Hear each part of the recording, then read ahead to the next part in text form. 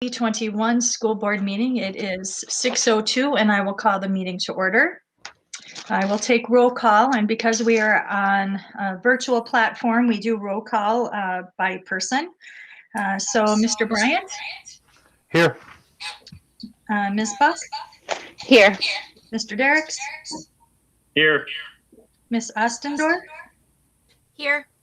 Ms. Tower? Here. Ms. Tift? Here. And Chair is here. So all 7 board members are present. So with that, we will go ahead and stand and say the Pledge of Allegiance.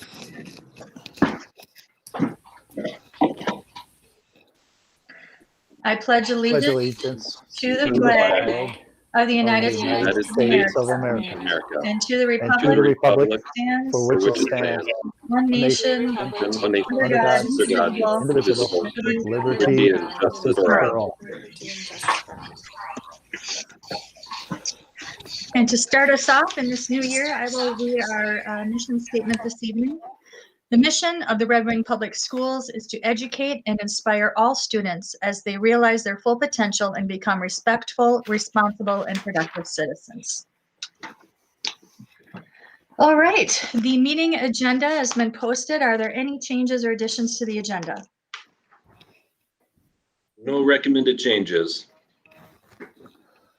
Motion to approve. All right, motion made by Jim. Do I have a second? Second. By? Yes, Sorry, it was you. I can't Is it talk you? well, but it's Holly. Okay, Holly, thank you. So motion made by Jim, seconded by Holly. Any other discussion? Hearing none, we will take a roll call vote, this time starting with Ms. Buck. Aye. Mr. Derrick. Aye. Ms. Ostendorf. Aye. Ms. Tower. Aye. Ms. Tift. Aye. Mr. Bryant. Aye. And chair votes aye. So the agenda passes as it stands. Well, the next item on our agenda is our oath of office. We're welcoming 3 new members to our school board this evening. And so it is my pleasure to share the oath of office with you. And so I will go ahead and read that. Nikki Buck, Jennifer Tift, and Anna Ostendorf are the new members of the Redmond School Board. I will go ahead and read the oath, and then I'll give you further directions after I finish reading it. It is an honor that you were elected to guide the education of our community's children. As you recite the oath of office, you assume a tremendous responsibility as a director of our school district with the duties empowered by the Minnesota legislature. This power puts you and the other members of our school board in the position of being both morally and legally responsible for equitable, quality education of every student in the district. In carrying out this responsibility, you will be asked to fulfill the roles of vision, structure, accountability, and advocacy.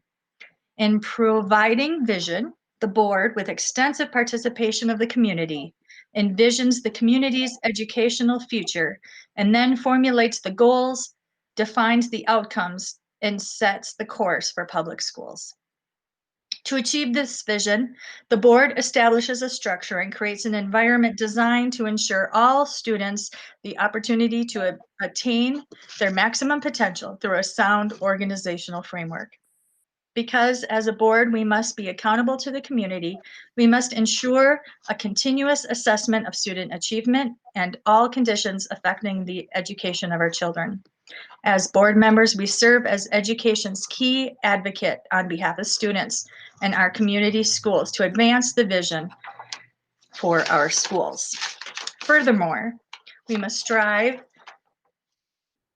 to work together with the superintendent and staff to lead the district forward, fulfilling the vision we have created, fostering excellence for every student in the areas of academic skills and knowledge, citizenship, and personal development.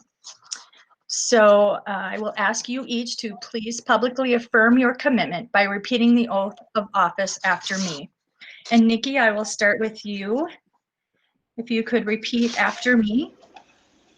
I affirm that I will support I affirm that I will support the Constitution of the United States the Constitution of the United States and of this state, and of this state, and that I will discharge faithfully and that I will discharge faithfully the duties the duties of the office of the office of School Board Member of School Board Member of Independent School District Number 256 of Independent School District Number 256 to the best of my judgment and ability.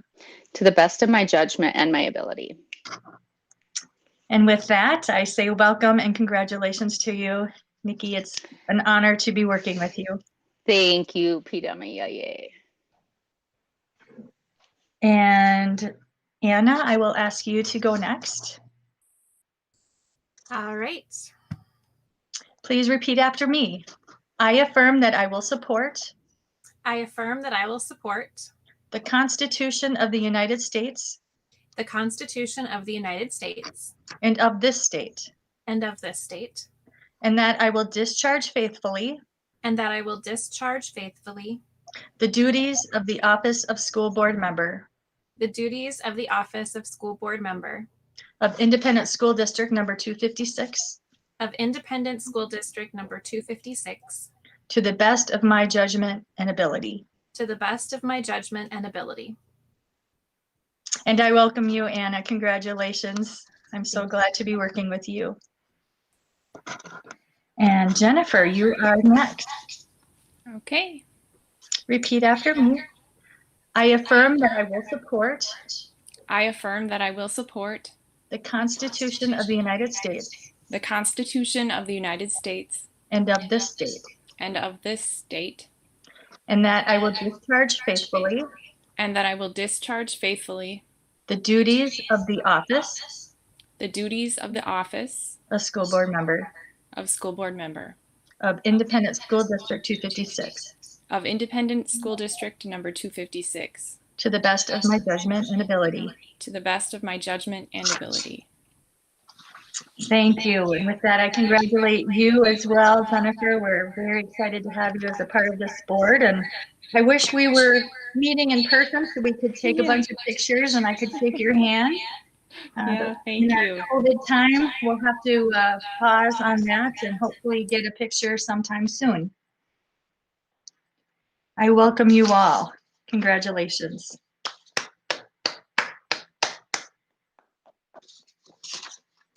The next item on our agenda this evening is the election of officers. So right now I will look for nominations for chair of the school board. I would like to nominate Jim Bryant for chair of the school board. Jim Bryant, nominated by Holly Tower. Any other nominations at this time? I would like to nominate Pam Rowe. Amro, nominated by Arlen Derricks. Any other nominations? Any other nominations? Any other nominations?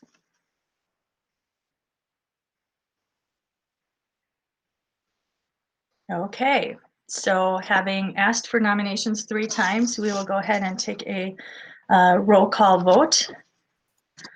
Starting with Mr. Bryant as chair. We will vote on Mr. Bryant as chair. And I will begin the vote for Mr. Bryant as chair with Mr. Derricks. Mr. Derricks, would you like Mr. Bryant as the chair of our school Sorry, board? I was doing, no. All right, Ms. Ostendorf, No. Ms. Tower, Yes. Ms. Tift, No. Mr. Bryant, Yes. Ms. Buck, Yes. and chair would vote no. So that is three yeses and 4 nos. Now I will ask for a vote for Pam Rowe as chair, beginning with a vote from Anna Ostendorf. Yes. Ms. Tower, No. Ms. Tift, Yes. Mr. Bryant, No. Ms. Buck, No. Mr. Derricks, yes, and chair votes yes. So that passes 4-3. So thank you for those votes. I am very honored to continue in this role. Thank you. Congratulations, Madam Chair. congratulations. Congratulations. Thank you. And thanks for your vote of confidence. And we will move now to nominations for vice chair. I would like to nominate Jim Bryant. Nomination for Jim Bryant by Holly Tower. Any other nominations? I would like to nominate Arlen Derricks. Any other nominations? Any other nominations? And finally, a third time, any other nominations for vice chair of the school board? All right, I'll close the nominations at this time and we will begin our vote for Mr. Bryant as vice chair, and we will begin that vote with Ms. Tower. Yes. Ms. Tift, Yes. Mr. Bryant, Yes. Ms. Buck, No. Mr. Derricks,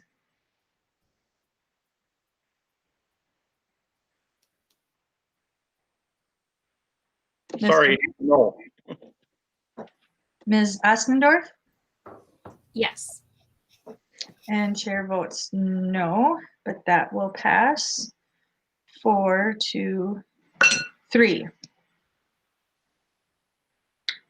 With that, do we continue on with voting for Mr. Derricks? I need a clarification on that point of order. Usually we, do things very differently when we're in person. I think since Arlen's name was recommended, I think we should go through with it just to finalize things. Okay, that sounds right. All right, so we'll vote right now for Vice Chair Arlen Derricks. We'll start that vote with Jennifer Tift. No. Mr. Bryant, No. Ms. Buck, Yes. Mr. Derricks, yes, Ms. Ostendorf, No. Ms. Tower, No. and chair votes yes. So congratulations to Mr. Bryant for vice chair. congratulations, Jim. Thank you very much for everybody for Thank you, Jim. Good job. casting confidence in me. I appreciate it. Thank you. Next would be the office of clerk. And I will open that up for nominations. I would like to nominate Jennifer Tift. All right, any other nominations? Any other nominations? A final call for nominations for the clerk of the school board. All right, I will close those nominations and we will begin that vote for Jennifer Tift, starting with Mr. Bryant. I will vote yes, but we can, I think we could just make a motion to cast unanimous ballot for Jennifer Tift since she's the only one. So I will do that. All right, so point of order, can you help me out? We can just move on then? Actually, what we'll need is a second for that motion, and then we'll still need a roll call vote. Arlen will second. All right, Motion made by Jim and seconded by Arlen for a unanimous vote. So we'll start with Mr. Bryant since we have to do a roll call vote. Aye. Ms. Buck, Aye. Mr. Derricks, Aye. Ms. Ostendorf, Aye. Ms. Tower, Aye. Ms. Tift, Aye. and chair votes aye. Unanimous, 7-0. Now we need a treasurer. Madam Chair, I'll nominate Holly Tower. All right. Do I have any other nominations? Any other nominations? And I'll call for any other nominations for treasurer. I move we stop nominations and cast a unanimous ballot for Holly Tower as treasurer of Red Wing School District 256. Do I have a second? I second. Is that Nikki? Yes, sorry. Thank you. Nope, that's okay. All right, we have to do a roll call vote and we'll start with you, Ms. Buck. Aye. Mr. Derricks, Aye. Ms. Ostendorf, Aye. Ms. Tower, Aye. Ms. Tift, Aye. Mr. Bryant, Aye. and chair votes aye. So 7-0. Holly is the treasurer. Congratulations. Congratulations, Holly. Congratulations, Jennifer, too. Mhm. Absolutely. All right, moving on. The next item on our agenda is the education plan, which we always put in the board packet. So especially for our 3 new members this evening, we always put that in there as a reference that goes right back to what our strategic plan was, what our goals are in the district and our mission and vision for our district. Next on the agenda is recognitions and upcoming events. Does anybody have anything they'd like to share at this time?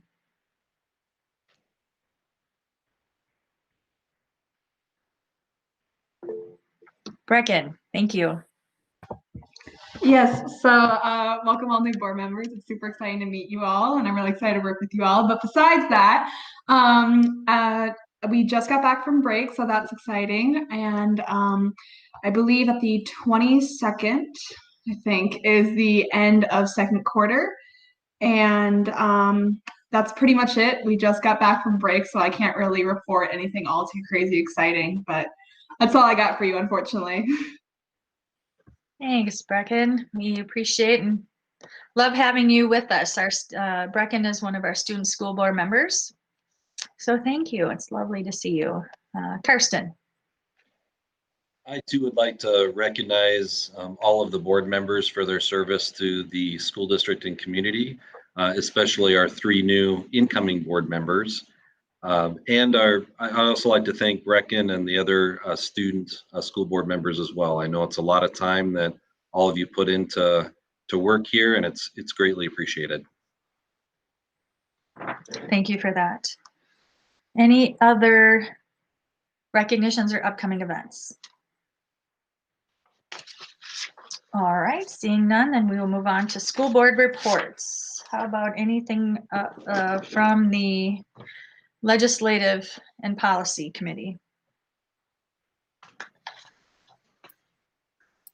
I think since I'm the sole member, no, Arlen, you can go. I don't really know other than the printed report that was in here. We met with a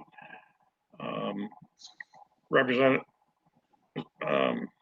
Mr. Goggin here on was it December 21st, I believe it was, and had discussion of what some of our priorities of what we'd like to see, and prior to that, we were preparing for that meeting, and really not much else to report.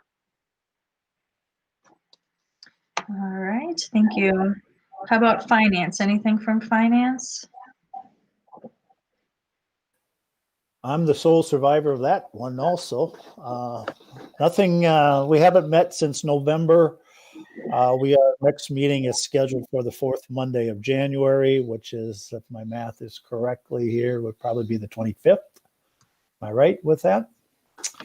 So I look forward to the new chair of the Finance Committee, Holly Tower, to get on board and learn about it. And I hope to be on that committee as well. So thank you. Do we have anything, updates from operations?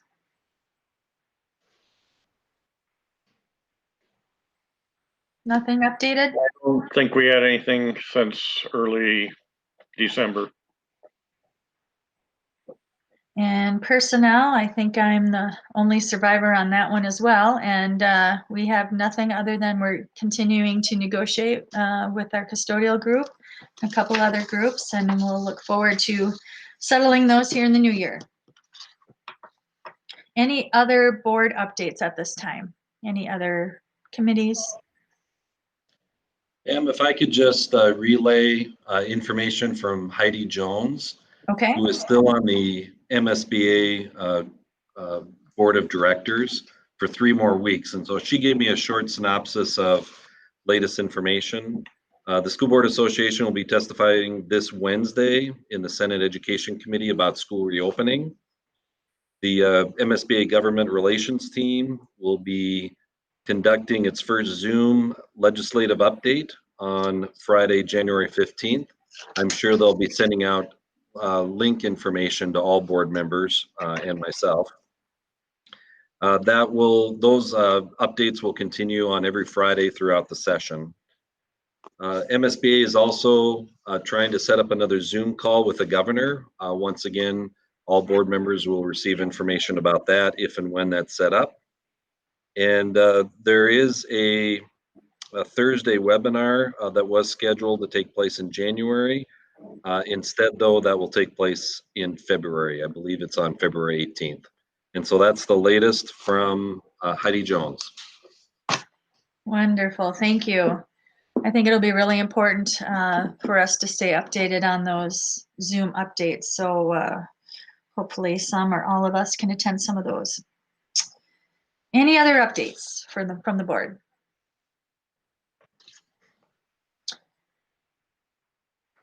And you know what? I'm remiss. I missed public comment as an agenda item right before school board reports, but we have no public comment that I have received. Superintendent Anderson, do you have any? I did not receive any either. Okay. So I apologize for that. I totally missed that. So we have school board reports, and then we have administrative reports. I'll turn that over to you, Superintendent Anderson. Certainly since December 21st, our primary objective has been to determine whether or not we can follow through with our plan on reopening. So I'll cover that later in the meeting during that topic. Sounds good. Anything else? That's it for me. Okay, then we can move on to the consent agenda. Does anybody have anything that they would like to pull from the consent agenda?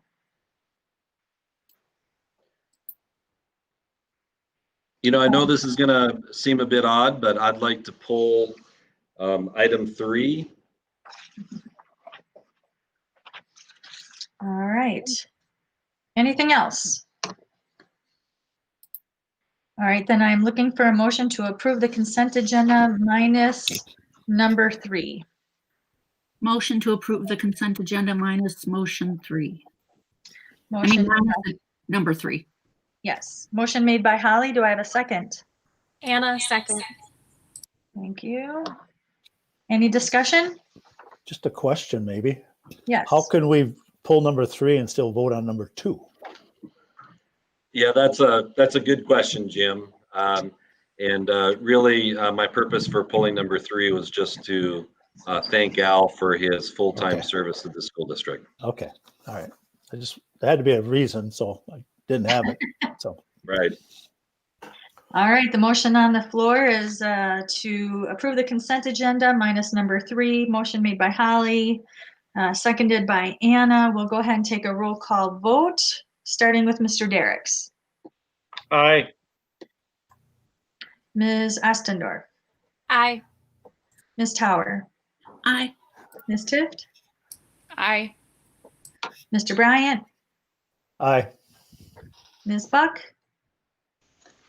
Aye. And chair votes aye. So that passes 7-0. All right, now item number 3, Mr. Anderson. Yeah, I think I can speak on behalf of everyone at the meeting to thank Al Hartnick for his 42 years of full-time custodial service of the school district. We all know him, we appreciate him, and we're very sad to see him go. I don't know how many times I'd wake up in the middle of the night, and instead of doing something around the house, I'd drive into the school to do some work, and it might be at 4:30 in the morning, and sure enough, Al Hartnick was already here. Had set off or had turned off the alarm, and we all know how much work and dedication he gave the school district. So thank you, Al Hartnick. On a positive side though, as consistent with our budget plan for this year, we did also just hire back Al to work half-time for up to 5 years. And so that's kind of part of a phased retirement program. And so we're thrilled to have someone like Al Hartnick, who's going to keep working for us part-time. Thank you, Superintendent Anderson. So with that, I will look for a motion to approve number 3. So moved. Motion made by Jim. Need a second?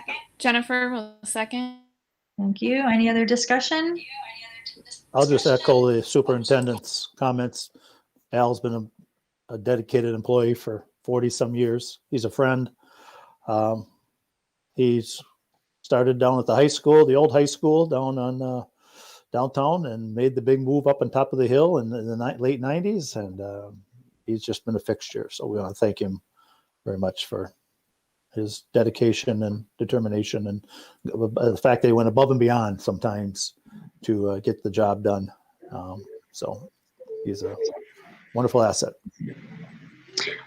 Yes, and I'm very glad we don't have to say a complete goodbye to him, because if anyone knows Al, you know that he's the heart of this school district. So congratulations on your retirement, Al, and we're super glad that you can stay on with us for a while. All right, so the motion is made by Jim, seconded by Jennifer. Any other discussion? Seeing none, then we'll approve number 3, starting with Anna Ostendorf. Aye. Ms. Tower. Aye. Ms. Tift. Aye. Mr. Bryant. Aye. Ms. Buck.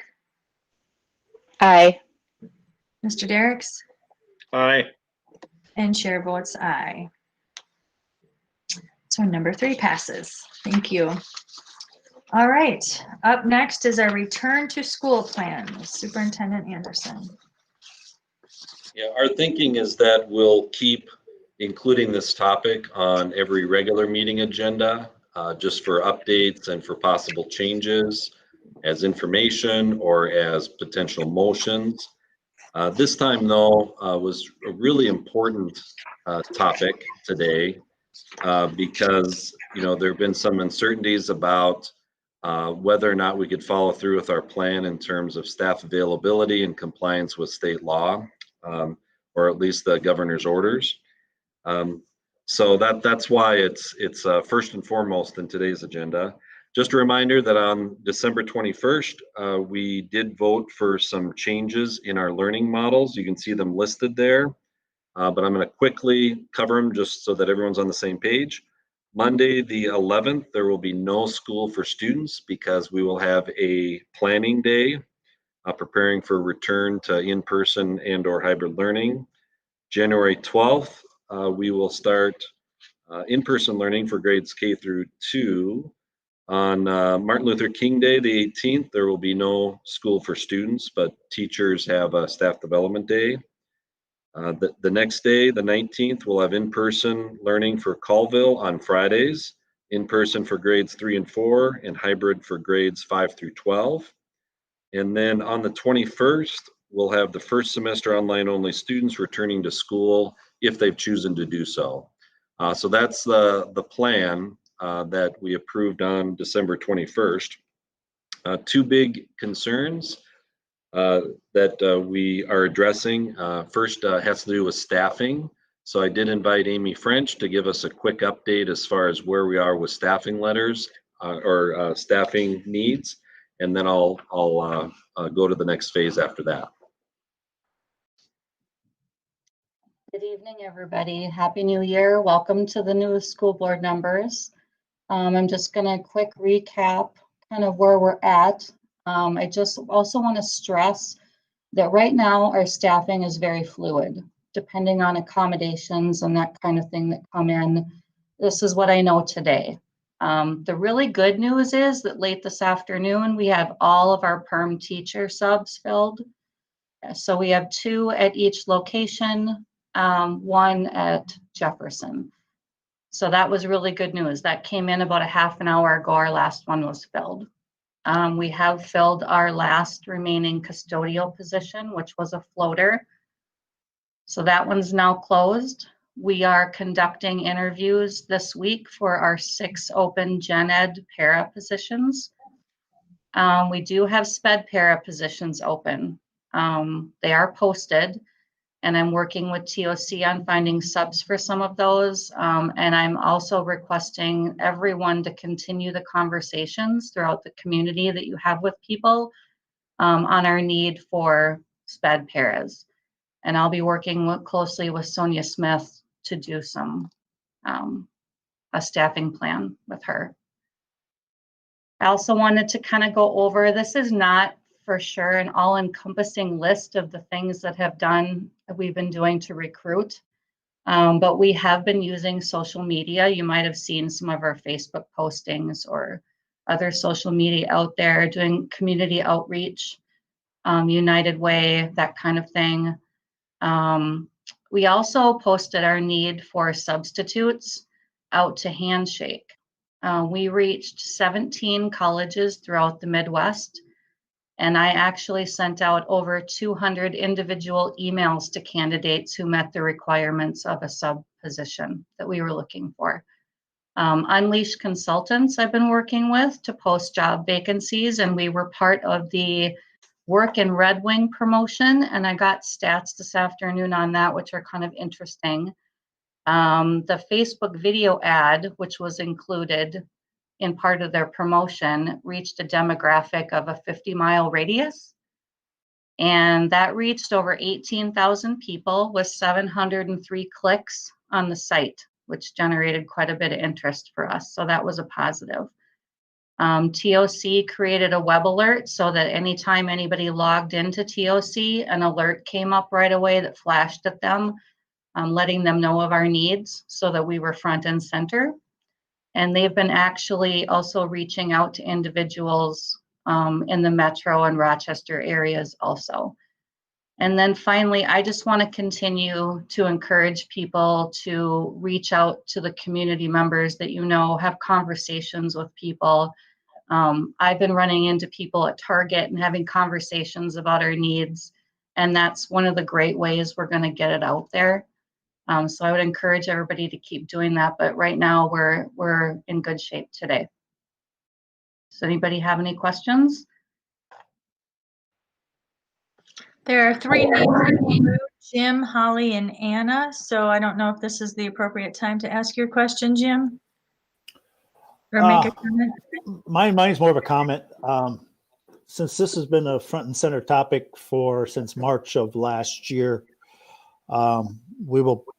we need to push this and place this at the beginning, towards the beginning of our agenda, not after the consent agenda, as we go forward to getting kids back into school or going back away from in person to distance. But I think this is people in the community are wanting us to speak about this, talk about this, look at this, however we do it. But I will push, and I believe I'll be included in some meetings now about getting this up towards the front of the agenda, so people that are listening and wondering and spending time can actually know what the plan is going forward. So I just wanted to share that. Thank you, Jim. Holly, you were next in the queue.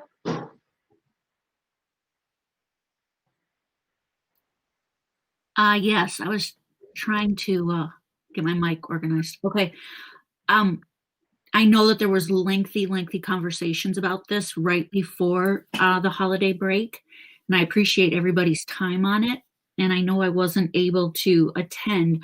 My one question I have is, were all families notified of the steps along the way during the times that they should have been notified? That question's more to Karsten.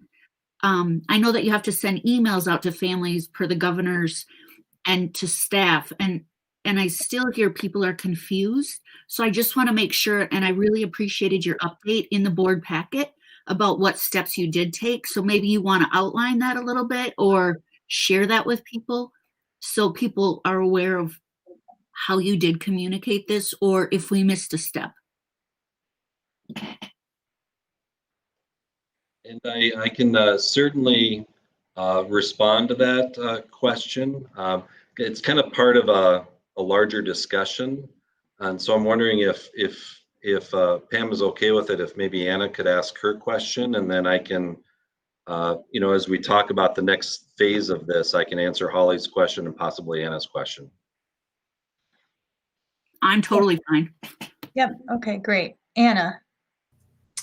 And you might end up covering part of this as well, but I have concerns and questions about the logistics of starting back next Tuesday, like what the numbers currently are. And then had some conversations with teachers and EAs who, have some concerns about themselves, like if they end up needing to quarantine or if they end up with COVID and need to take the time off, that they don't have enough sick time accrued necessarily to cover 2 weeks. And it looks like the federal funding for that has run out. So that's one of my questions, is kind of what we have in place for our staff if they need to quarantine, because we know that fortunately COVID is not affecting the kids as much, but they're not in the building alone. So, what the plans are in place for the adults. That's my question. And I think Anna's question is directly related to staffing. So maybe I'll answer that one right away. As Anna said, at least the latest I know about, the COVID leave was available through December 31st, but now it's not available as of January 1st, unless there was something that changed just recently at the federal level. So that does limit options for our staff members in terms of taking leave if they have COVID or if they're quarantined because of a potential COVID exposure. As a result, our staff members would need to take sick leave or personal leave. Some employees earn vacation, so I suppose that's an option too. And then ultimately unpaid leave if that's necessary. So unfortunately, we don't have that the federal requirement for those additional days. In terms of planning, I think that really gets back to what Amy presented. We want to make sure that we have enough staff members to fill our positions, as well as enough substitutes to cover for teachers, our general ed paras, our special education paras, because those are the people who are working directly with students on a daily basis. So we need to make sure that we have enough staff members and substitutes available. Did I answer all of your questions, Anna, or did I miss something? I think you might still be covering what our COVID numbers are currently and kind of where they fall, because this plan was established a couple of weeks ago, and of course things change constantly with COVID. Sure. Yeah, in fact, why don't I cover that now, and then I'll talk about issues related to Holly's question.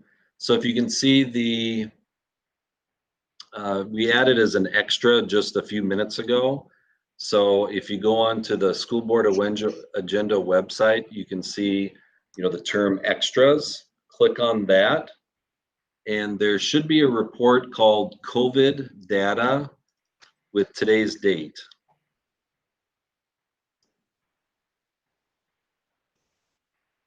We had a meeting this morning, like we do every Monday. We had a meeting this morning with Jody Skeen from Goodhue County Public Health, as well as our internal COVID response team. So they give kind of the latest information that they have to provide. You can see that on that report, December 10th had the highest projected COVID rates at 139, or actually about 140. It has generally gone down since then. The projected county COVID rates that will be announced on January 14th, well, they're projected to be 71.92. So that's down considerably from the high on December 10th.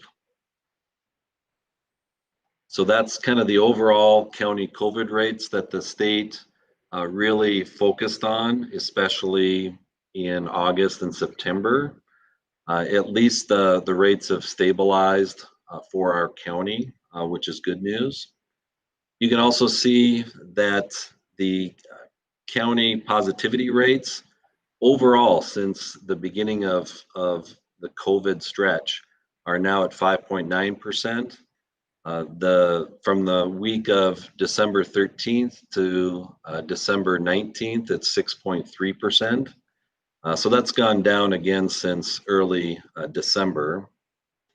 The city rates, we had 155 people over the 2-week period from the Red Wing zip code who have COVID.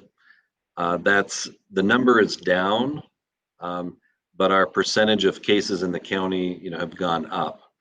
And of course, that's a, some of those numbers are really tough to target or to fully understand because you have 2-week periods and 1-week periods and those kinds of things. Also, you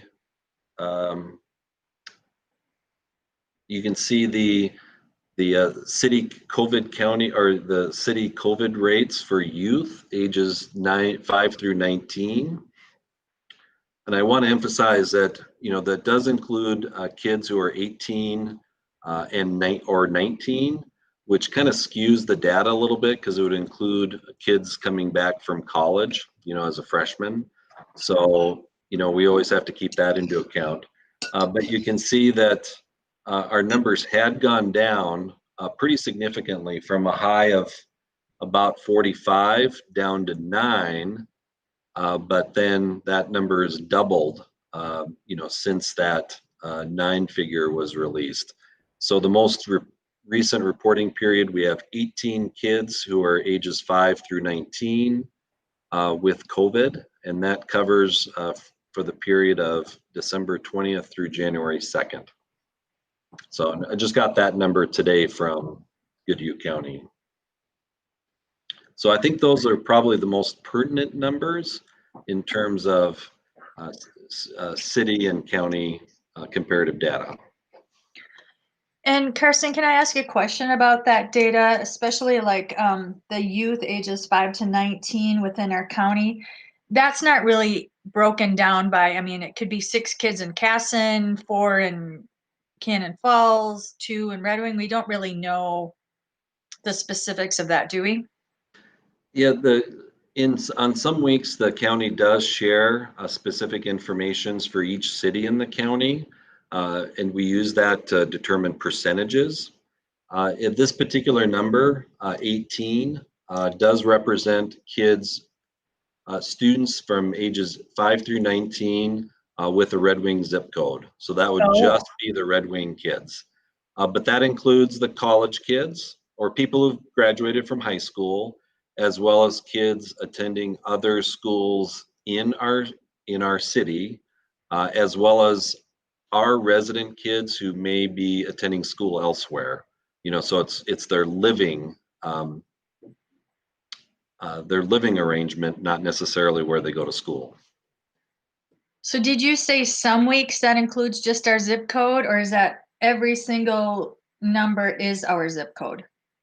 Yeah, every number that's given there would be the Red Wing zip code. And then when you see percentages, I was able to calculate the percentage of our kids versus all the kids in the county. So December 31st, we had 9 kids, which represented 31% of the cases in Goodhue County for kids ages 5 through 19. I didn't get that data today in our phone call, so I wasn't able to calculate a percentage. I gotcha. Thank you for explaining that.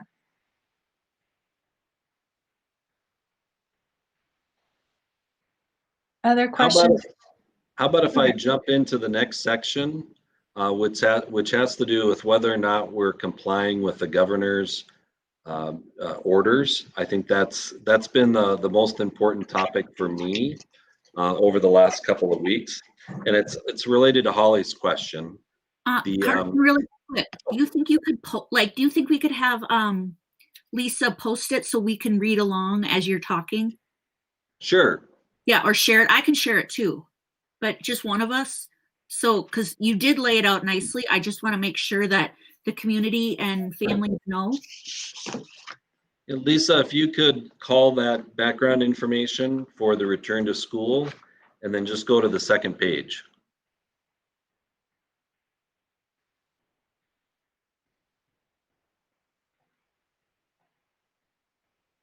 Hold on just a second. Sometimes Lisa multitasks, so let me just make sure that she could hear that. Be right back. I do have it. I'm pulling it up now. Thank you, Lisa. Thanks, Lisa.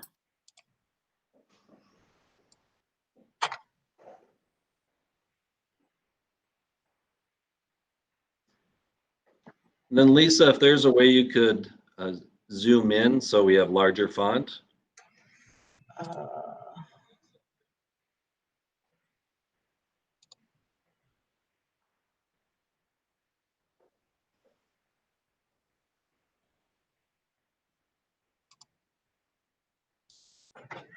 I'm not sure how to. Oh, wait a minute. Is it the plus sign here? Yeah. Okay. How far would you like it to go? Yeah. Thank you. Yeah.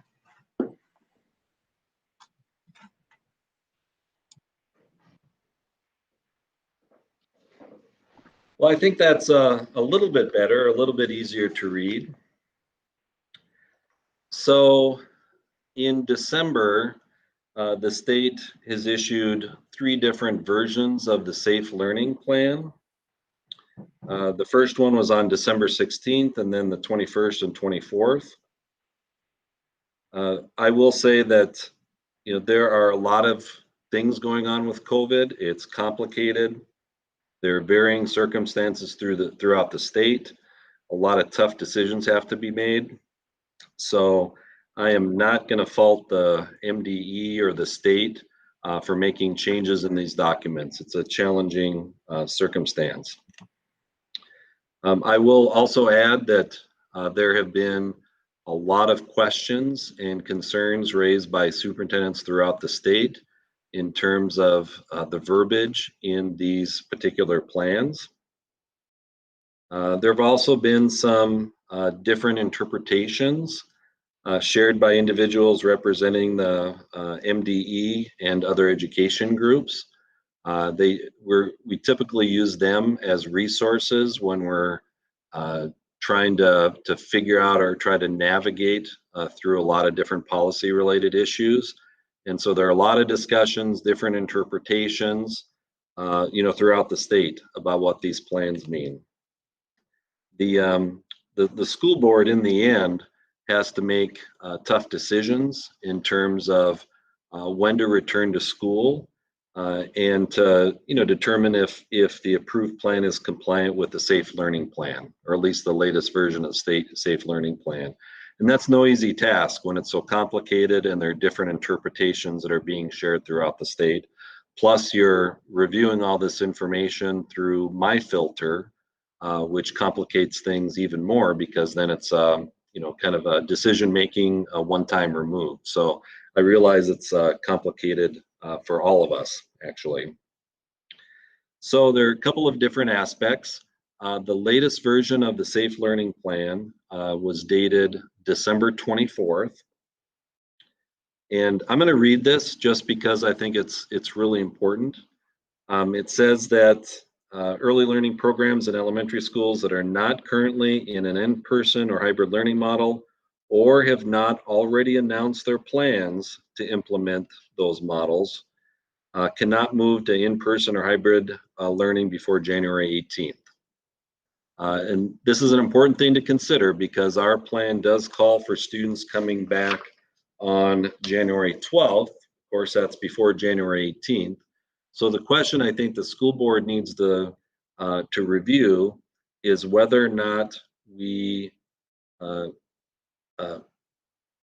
made those decisions or announced our plans prior to December 24th, because that statement does say that are not currently in that model or have not already announced their plans. So again, this is the version dated December 24th. You can see that there are 4 different ways that we've been communicating with our community in terms of working with elementary kids. First, on November 5th, I'd emailed an e-learning plan to parents with a provision saying that we want to return to in-person learning as soon as possible. We'll be regularly monitoring COVID rates and trends, and the school board reserves the right to make decisions about learning models at any time. That's the first way we communicated. On December 7th, during the school board meeting, I indicated that a return to school plan would be presented to the school board on December 21st. Later during the discussion at that meeting, the school board did approve a motion. It was made by Jim and seconded by Janie, directing me to provide a detailed plan to bring students back to school in January. So, and I don't know if the actual motion included the date that the plan would be brought back to the school board, but I think it's a common assumption, a safe assumption to say that the school board's intent was for me to bring that back on the 21st, as I had promised earlier in the meeting. So that's the second part, that the return to school was communicated to parents. Then on December 21st, we did approve a return to school plan during a public live stream meeting. And then 2 days later, I did email a notice to parents outlining the return to school plan. I'd sent it using my all stakeholders email. So I believe that also it goes to parents as well as staff members. So those are the 4 ways that the return to school for elementary kids was communicated with our parents. Any questions about that part, or can I jump to the next section?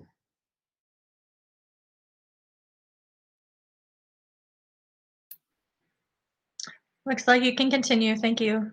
I can continue. We can always come back and forth, obviously, with questions or comments too. So another part of that December 24th version of the Safe Learning Plan indicated that no more than 3 additional grade bands can be introduced into the building in a 2-week time period when implementing an in-person or hybrid learning model for the entire school building. A rolling start does not need to be implemented if a school had already communicated a change in learning plan to their families prior to December 16th. So there's a specific date there, that's different than the return to school for elementary students. And that would be regardless of the plan's effective date. So I think that's what the question comes down to, is that did we provide adequate notice to families prior to December 16th.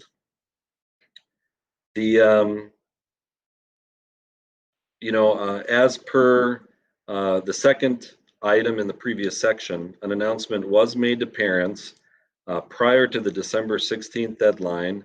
At least this is one interpretation, because the school board and superintendent announced plans on December 7th during a public and live stream meeting that did include, a representative of our official newspaper, to make a decision about learning models on December 21st. The specific plan, by the way, was not shared on December 7th, but there was that motion for me, or directing me, to bring back the specific plan on December 21st. There was, as far as the adequacy of providing that notice to families, there was a meeting involving an official from the Minnesota Department of Education during a conference, or in a conference call on December 18th, that seemed to indicate that if we had announced that we'd be making a decision on a learning plan, that would be adequate. Does not say that specifically in the Safe Learning Plan. I will tell you that, but that's the interpretation that that I and others had received in that conference call on December 18th. The earlier today, and we just posted this information on our, as an extra as well. You can see communications with families as an extra again. Lisa, or actually before we switched to that document, there's also a timeline listed as far as what happened when. So I don't know if there are any questions about any of this so far, or if we can jump to that email correspondence with Heather Hirsch. Holly's name is in the queue, so I'll call on you right now, Holly. Thanks, Pam. Yeah, Carson, that was exactly what I was talking about, because I've heard from a few people who are confused about that piece. So like you said, as you interpret it that way, I understand what you're saying, and I also understand what they're saying. And I don't know, the reality or the facts or the truth lie somewhere in the middle. So I do appreciate you going over that. Yeah, or the facts or the truth lie somewhere in the middle as of a certain date. And then, the interpretations are changing or clarifications are changing. So, even quote unquote, the truth, has been changing with time. So, because different people have different interpretations. Yeah. And I see some heads nodding yes. I think we all kind of understand. Complicated, if somebody didn't catch the meeting and then they hear from somebody that caught the meeting, but they didn't interpret it the way somebody else interpreted it. So then all kinds of messages get out to people. I wish it was like 1:00 Wednesday where the siren goes off and then everybody looks at a message from the schools, right? Right. Cool? We all know what 1:00 Wednesday is in Red Wing, so let's read the updates, but it doesn't work that way. But it would be nice to have a systematic format that most people, and I know that you do communicate, so I'm not saying that you don't. Yeah, and but to further complicate things, Holly, is that what I have issued to parents is that it's a tentative plan that is subject to change. And so I've had a lot of questions from people about, well, when is the final decision going to be made? Who's doing what when? And I've been telling them that we still need to kind of go through the state. The board meeting would be tonight.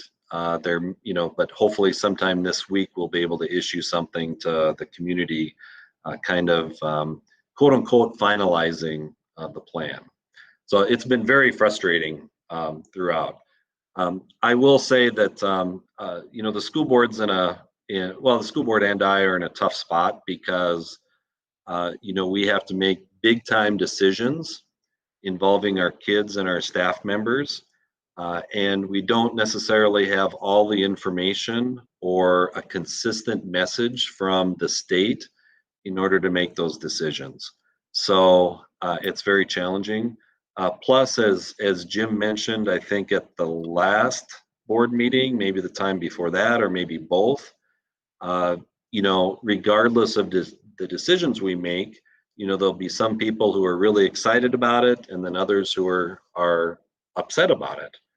Just because they have some closely held beliefs. So it's definitely challenging. I do not want to represent that everything we have done is perfectly consistent with some interpretations of the safe learning plan. I can't guarantee that because we're getting those different messages from people in different interpretations. So I want to be forthright about that. Holly is up again.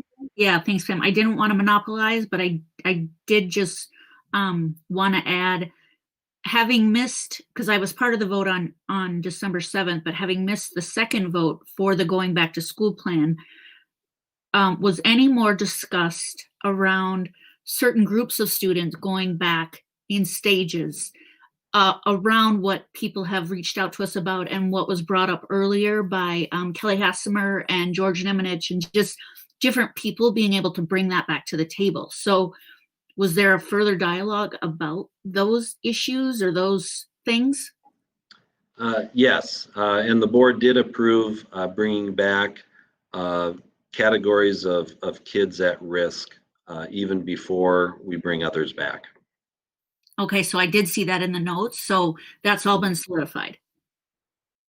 Yeah, I know that the different administrators are still formulating plans, Okay. making transportation arrangements, making sure we have enough kids, or enough staff members available, those kinds of things. But yeah, we are actively working towards that. Excellent. Okay, thank you. Lisa, if you could switch documents that you're presenting and this time show the communications between Heather Hirsch at MDE and me.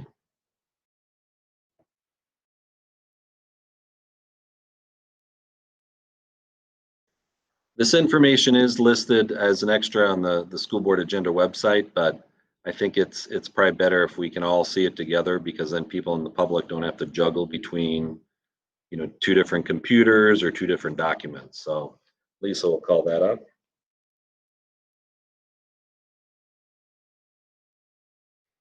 So maybe we can look at this right here, just to make sure we're on the same page. And by the way, this is really important to me because I do not have an interest in willfully defying a governor's order or state law or anything like that. I really want us to do the right thing. And so I tried to detail this as much as I could with some different folks. So again, it's just a note here saying that on December 7th, the board directed me to present a plan to the school board on the 21st for students to return to school in January. This plan was approved on the 21st. Is this sufficient to serve as a notice to parents so a rolling start is not necessary?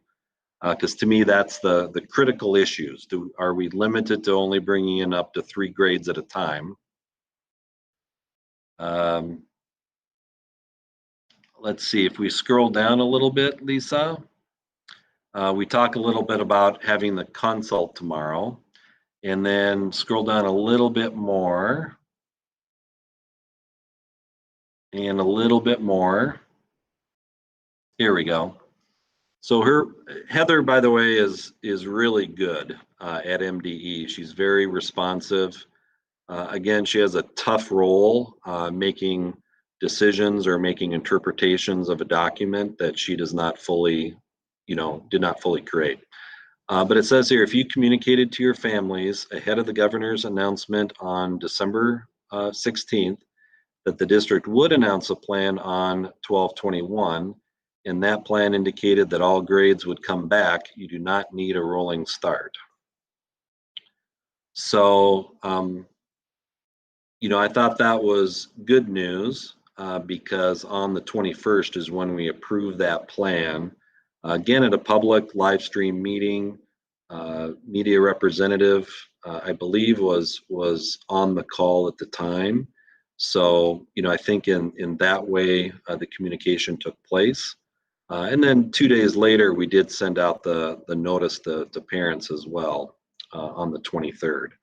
So that's kind of where we are. I wish I could say it's cut and dry. That's 100% guaranteed.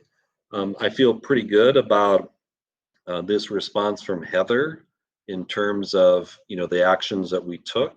in making the decision and, making those plans during or approving the plan on December 21st. There could be different interpretations, I will tell you that. But at least right now, that's kind of the situation where we're at.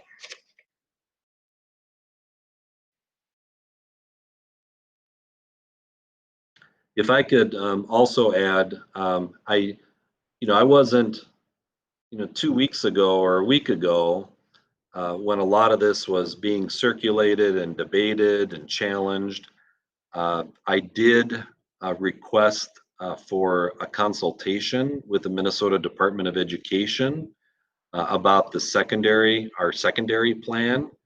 The earliest that we could have had that consultation was today, because that was part of the governor's order. Could not, the first ones would be today, and then it'd be on a first come, first serve basis. We do have that scheduled for 12:30 tomorrow. So I did tell them that I wanted to go ahead with that consultation regardless of this email. Because again, I want to confirm my understanding as far as Heather's interpretation of the Safe Learning Plan, just to make sure that we're operating appropriately. And then, we'll have a discussion about whether our protocols, meet state standards. I'm very confident in our protocols. I think it'll be a good discussion. But again, we want to just lay it out there, and so that we can get feedback from the Department of Education and the Department of Health, again, to make sure that we're moving forward appropriately.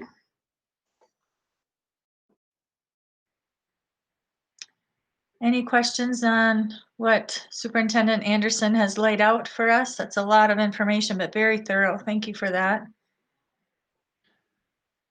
My intention was to invite the board chair and the vice chair to the consultation tomorrow. It's a virtual consultation.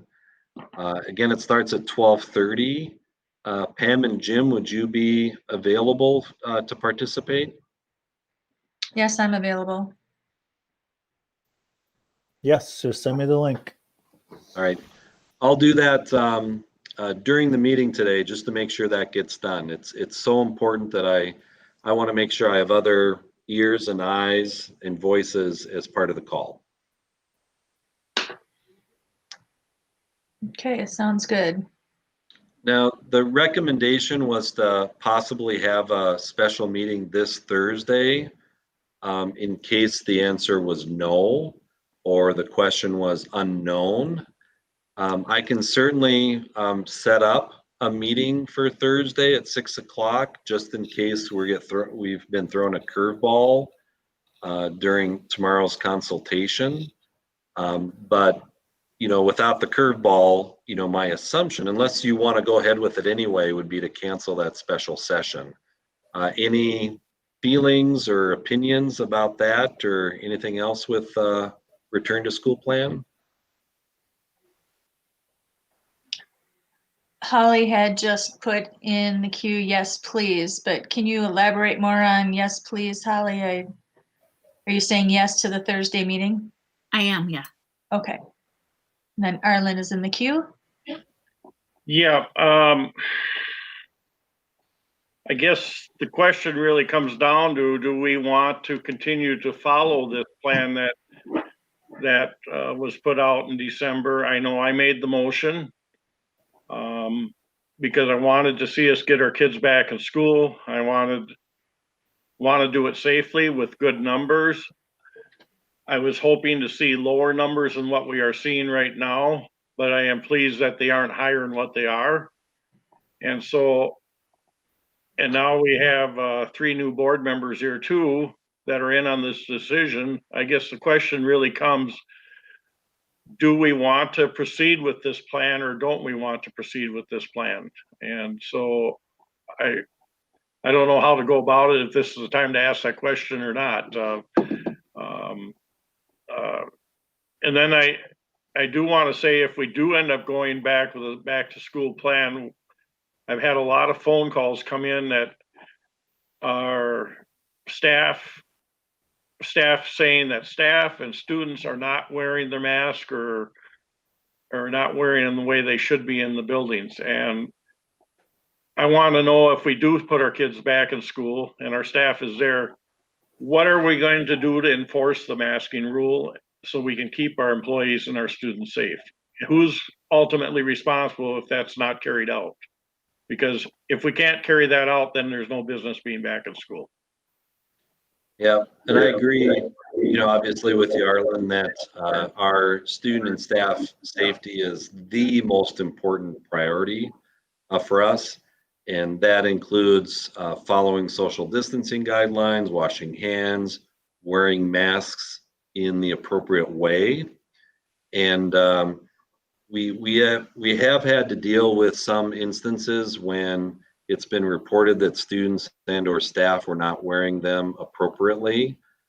Our goal is to get that information in the hands of the staff member's immediate supervisor so that he or she can connect immediately with the staff members who are either accused of not wearing the mask appropriately or supervise kids who are not. And so that's the process we followed. I know that our building leaders and department heads are taking that seriously, but the first goal is to get that information in the hands of an immediate supervisor. Yeah, that's great, but what happens if it falls through the cracks? I don't want falling through the cracks on this masking issue. If we cannot put teeth into it, we're going to continue to have problems. And so we need to work. I mean, I don't want to be just crack down on anybody any old way, but if somebody refuses to, if a staff refuses to wear their mask, when are we going to make that determination that, and I don't know what the determination is, that they're not in compliance, but what are the teeth in doing this? And if the students aren't doing this, I know we've said that they can go back to distance learning. How long or how much are we going to put up with until we actually enforce it? Yeah, I can say that we have had building leaders and department heads approach staff members as well as students in terms of compliance with mask initiatives. I know that's happened. Really, to answer your question though, Arlen, it really does depend on the circumstances. I'm making up this example, but if there's a staff member who comes out of the staff lounge, takes a couple steps in the hallway and then puts on his or her mask, that should be treated very differently than a staff member who is willfully ignoring the initiative in a classroom setting with 12 kids, for example. I think those are very different. In some cases, it's a conversation. Some cases, it's a verbal or written warning. And in some cases, it could become disciplinary in nature. It really depends on the circumstances.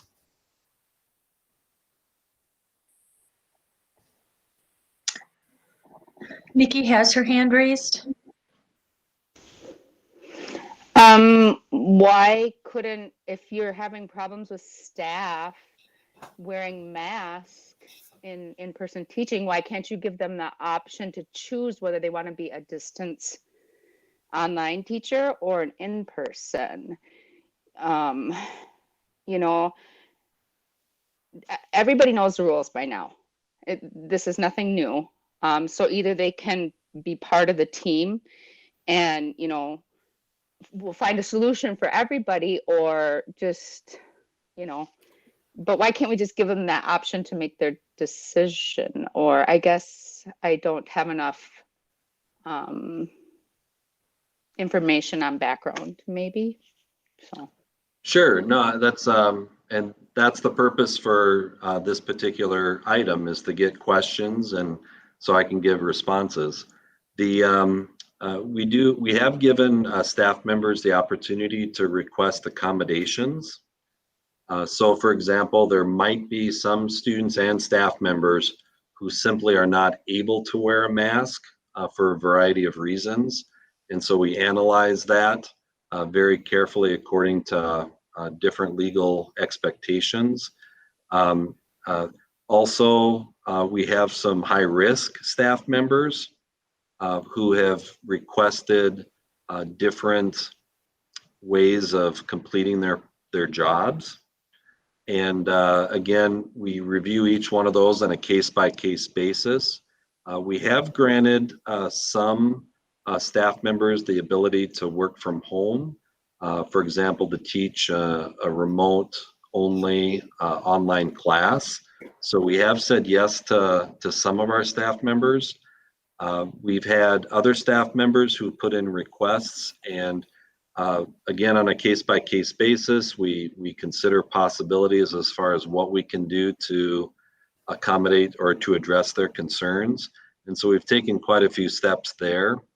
The problem with giving staff members a choice as far as whether or not to wear masks or whether they work in person or remotely is that we would probably have too many staff members who would choose to work remotely, and we just would not have enough staff members to supervise kids in the building. So that's the reason we don't, let them choose if they want to wear masks or not, or choose where they want to work. They need to go through an iterative process through the accommodation request process. Sorry, that's a long-winded answer to your question, Nikki. I apologize for that. Other questions for the superintendent? Jennifer? Thank you for being so thorough with this and all of the information, all the work that's gone into it. I have one concern just about if we do end up going through with this and going back to hybrid learning. I'm just wondering if there's been any discussion about the 5th and 6th grade classrooms. I know that there are several staff members in that grade level concerned about the return, and particularly concerned about hybrid, how hybrid has been going. I think there's an extra burden on those teachers when they have students in the classroom and at home that are 10 to 12 years old. The synchronous hybrid learning is difficult for all of the teachers, I believe, but I think the 5th and 6th grade teachers are given an extra burden there. And I also believe the families are when their students can't be in school all the time when the kids are at such a young age. So I'm just wondering if there's been any other brainstorming by the administrative team on ways to give more assistance to those teachers. And I'll add even a further complicating factor is that hybrid has, for 5th and 6th grade teachers, actually for grades 5 through 12, often they are working with kids who are in person, kids who are in hybrid, so they're there half the time. And then there's this other group of kids who are online only. And so there are 3 different groups of kids who are being served by one particular teacher. So in addition to the things you mentioned, Jennifer, there's also that extra dynamic. As you said, some of the 5th and 6th grade teachers did write a letter to the school board. I know our administrators received a copy of that a little bit after the board received it. They brainstormed some pros and cons for making some fairly significant changes in terms of who teaches what in 5th and 6th grade. One of the things that they talked about was a possibility of having some online only teachers just for 5th and 6th grade like we do for K through 4. Unfortunately, though, it ran into some roadblocks, including significantly higher class counts for our in-person or our hybrid learning kids. It would also probably take in-person learning off the table for later in the year because of those high case counts. So that was one of the concerns that was expressed. I know the admin team was planning to, or at least some reps of the admin team were planning to connect with the 5th and 6th grade teachers here in early January to kind of go over or discuss those possibilities and the pros and cons and see if there could be some other work done. By far and away, though, the best option would be to have, online only teachers, because then at least, those kids who want the online only learning, would just be supervised by those online only teachers. So the answer to your question, Jennifer, is, we took their requests or concerns seriously. We've talked about it, but we have some more work to do here in early January. Okay, I appreciate that, especially the giving the teachers a chance to talk to the administrators about it and being a part of the discussion. That's great. Thank you. Yep, definitely. Jim? Thank you. It's a great discussion for everybody here, especially the three new ones coming on board as to what we've been facing. And Superintendent Anderson was correct. No matter what is decided, there are going to be some that are all for it and some that are not. And we totally understand that. Just kind of piggyback a little bit what Board Member Tiff was talking about. Some of the area schools have offer in-person up to grade 6. Now, it might be a logistic problem that we have, but we did open Jefferson, so we do have another logistic area available to us. So that I would hope that they were, as Board Member Tiff said, thinking outside the box a little bit and looking to see, because I've heard from teachers that want to go back into school, want the kids there, and some that don't. I mean, it's not gonna, what we decide for January and February is not gonna really make everybody happy, but overwhelmingly, if you'll be getting emails, as we did, pages upon pages about people that wanted to get kids back in school, and to some degree, especially the younger ones, like you mentioned, those are the ones that struggled from parents much more than some of the older ones, but they all kind of struggled. They all needed that interaction, that personal contact, visiting with their friends, getting that emotional part too. So it's something I think we all as a board will be looking at down the road. When that road ends or makes a curve, we want everybody should be back in school at some point. When that is, I don't know. I don't have a crystal ball. I don't think anybody does that can do it. But I think the end result is kids need to be in school at some point when it's the best. So thank you. Holly?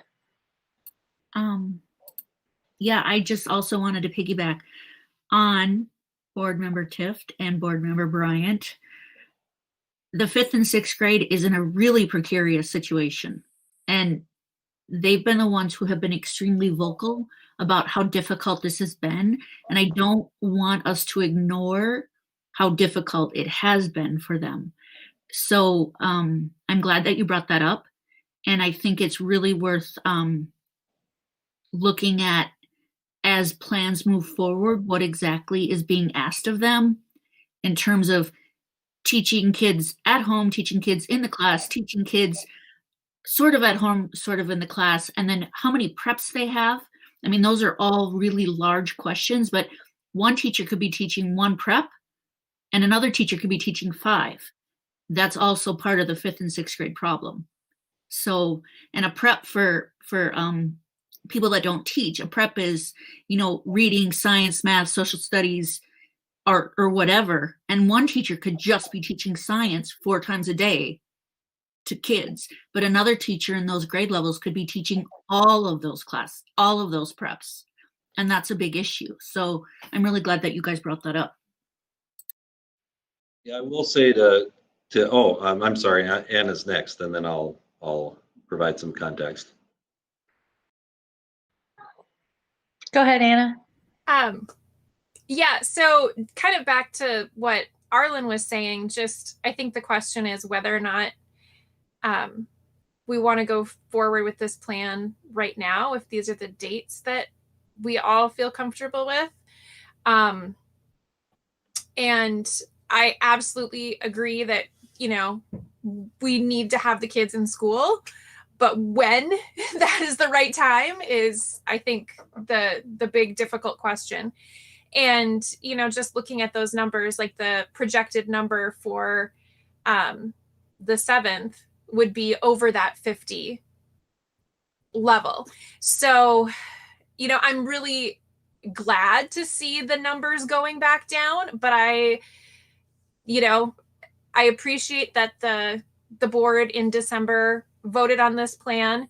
I am concerned that it might be a little too soon. So I guess I just want to put that out there, that especially after the holidays where, you know, we know not everybody followed the rules, and that people got together, and, you know, there's the concern that there's going to be an even higher spike. So, you know, is next week the right time to be going back, or, you know, for that first level? I do like the tiered approach in a way, because it gives us that chance to kind of work out some of the things and to, you know, adjust as possible. But yeah, that's my concern, is just if it's too soon next week already. And I'll respond to Anna first, and then I'll kind of go back, you know, with some context. But you know, obviously we have a new board. You know, we have updated information on at least a weekly basis. We have a lot of stuff going on, and so that's why I included this topic as a potential business topic where a motion could be made, you know, in case there was something like that, or at least a special meeting could be set up, because that would give us 3 extra days to talk to people we know, to review information, to ask some tough questions of the admin team and me. And so, you know, certainly if there are questions or concerns, that might be one option, is to at least set up a special meeting for Thursday, so we can kind of spend the whole evening, you know, hashing that over. We could wait until Monday, but the kids, you know, grades K through 2 would be coming the very next day. So it'd be nice to give an earlier notice to parents if that's the way the board would like to go. Oh, and then if I could give some, Brecken's in the queue. Yeah, so I just kind of wanted to speak to, you're gonna have to tell me, is it Orfsendorf? I'm sorry. Ostendorf. Ostendorf. Okay, I'm gonna have to speak to what Mrs. Ostendorf said. I'm sorry, I'm bad with pronunciation and spelling. But I think that it is something that the board should open up discussion on further, maybe in a special meeting or sometime sooner rather than later. Is it too soon? I think that's a really valid point, especially with the holiday seasons. I know that my family, we take COVID very seriously, and that we don't let people in our house and we don't let people visit. But even for us, one of my brothers came home from college, right? I mean, people are naturally coming home. And I think it would be very wise as a board to further discuss, do we wait off a week more, or do we allow the transition starting now? I think that's definitely something that should be considered and discussed about a little more in depth.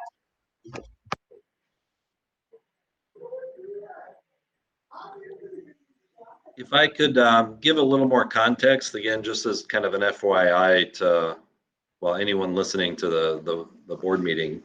I know that the administrative team and I were really focused on trying to give in-person learning for all kids in grades K through 6 from the beginning of the year. That was our initial goal. We ended up scaling back to K through 5, and then ultimately K through 4. We had a fear that we'd even have to go K through 2 or K through 3. The reason we scaled back is we did not have enough teachers and other staff members to provide in-person learning while following all the social distancing guidelines. And so in the end, that's why we ended up on grades K through 4. Ideally, we would bring back those 5th and 6th graders to an in-person model as soon as possible, because I think, you know, generally, you know, that is a better learning experience for nearly all of our kids. You I don't think that could happen in January, but I certainly think it could be on our radar, sometime later this spring. That would really benefit those 5th and 6th grade teachers a lot. And I don't recall if they included this in the letter or not, but my hunch is that the preference of most of the 5th and 6th grade teachers would be in-person learning if and only if it can be done safely. Their second option would be distance learning, because then there's one mode of teaching and learning instead of 3. And then the third option would be hybrid learning, because I think that's very challenging for any teacher in grades K through or 5 through 12, but in particular the younger kids, for the reasons Holly said, is that we have teachers who are teaching every subject to that group of kids, so there's that extra preparation time that's needed.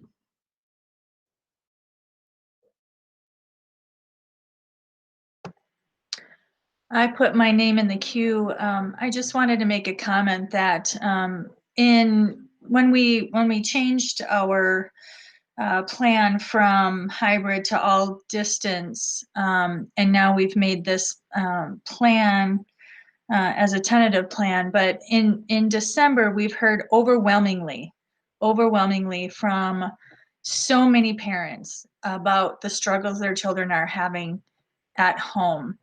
And I don't want to sound like I'm callous about COVID, because I know it's real. I know people who've had it. I know people who are struggling with it. But we need to get our kids back in school. And I appreciate the plan that the superintendent and the administration have put together. I think it's wise in that we have a rolling start, if you will. I think that in the best interest of students, I think we need to make a move toward getting kids back in school. Starting in September, we knew that we would have to go maybe back and forth. And I don't love that, because that's not great for kids. Kids need stability and routine, as do teachers, as do parents. And this is a plan that some parents are already banking on, and have started to make arrangements. So if we're going to change it, we need to do it fast, and we can't keep putting this off. But my feeling is that we need to keep the plan in place that we have. We continue monitoring. We are well equipped to change it if we need to. And that I think we just have to keep the kids in focus and what is best for kids. And we know that kids in learning is important. And kids and families always have the option to keep their kids home. There's always the option to stay distant learning if that's the best for kids and their families. But for the kids who are home and are really struggling, I'll tell you, I've heard from so many families about how difficult it is. Kids are not engaged. Nobody's turning on their screens. They're barely scraping by. Many kids in high school, they're turning on their computers for attendance and then they're gone. They're not paying attention. So I think we've lost a lot of kids, and now is our chance to get them back in a slow, methodical, safe way. And I think we need to continue moving on that path. And Arlen is up, and then Jennifer. Thank you, Madam Chair. My concern more is how much we bring back, how fast. I think we need to get going right away as soon as we can with our at-risk students and special needs or whatever it might be in our kindergarten through second. I guess the question I don't know, and I don't have the answer for the upper grades. I'm wondering if we're pushing a little bit too quick on them. I'm certainly open to dialogue if anybody wants to, but regardless, we know we want to get our kids in. They're going to get back to school. If I understand things right, there's still another meeting tomorrow that Carson's going to have with the state. Is that correct, Carson? Yeah, representatives from Goodhue County Public Health, the Minnesota Department of Education, and Minnesota Department of Health, as well as local, school official. I'm really on board with the idea of a meeting on Thursday that is posted already, I believe, and I assume that votes could be taken at that meeting if anybody wanted to.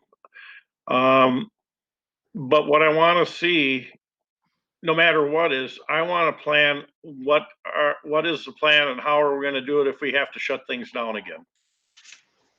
Last year, our problem was we were in school and we had the plan to shut things down, but people were concerned.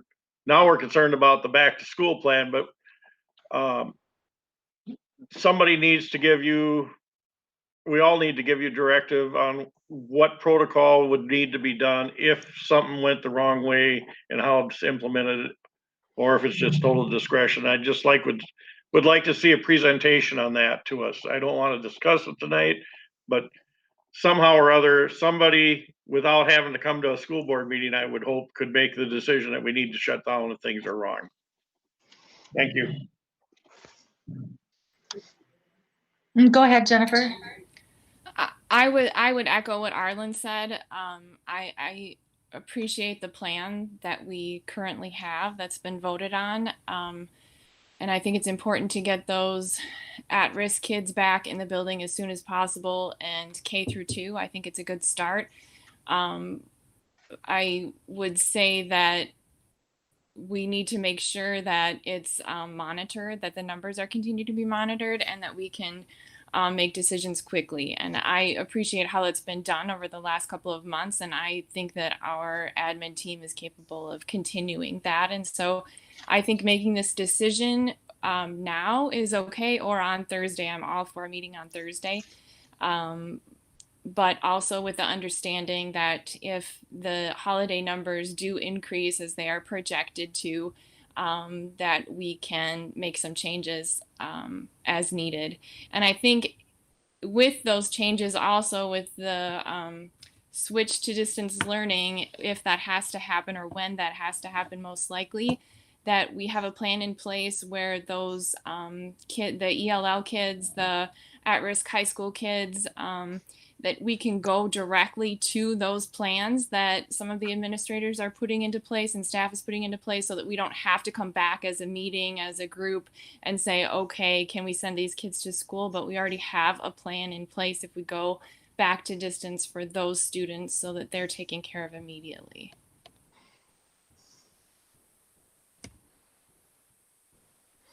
I'm taking notes here, by the way, so I'll make sure that both Arlen's suggestions and Jennifer's are included.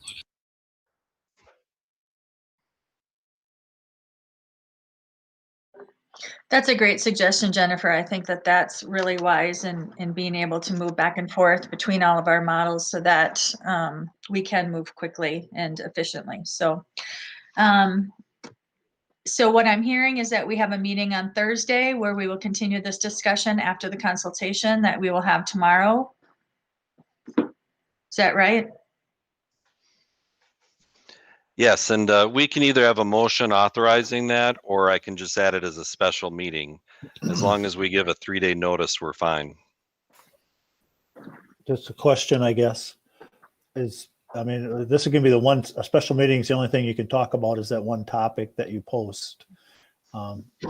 Is 6 o'clock too late of a time to start? Do you want to start earlier? I'm just throwing it out there because people are, if we're going to actually make a change, sooner than later. So I'm just throwing it out there. I can do whatever, but I'm just throwing this. Is 6 o'clock the right time for a special meeting, or should it be even earlier? I'll go by consensus, I guess, not a motion. So I'm fine either way. I won't be able to attend until 6 o'clock on Thursday anyways. 6 o'clock is fine then. That's no worries. I just throw it out there because it's one topic. So. And so I am clear in understanding what our topic is on Thursday. Are we going to are we going to have a further discussion on everything that we just talked about and possibly change our plan of back to school? Or are you just giving us an update on what the consultation is and a yay, we're going to go ahead with our current plan, or no, based on the consultation, we have to revise it? Well, my assumption is that it's yes to all of those.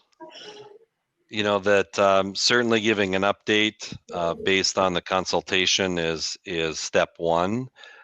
We can certainly talk about implementation of, you know, the plan that was approved on December 21st.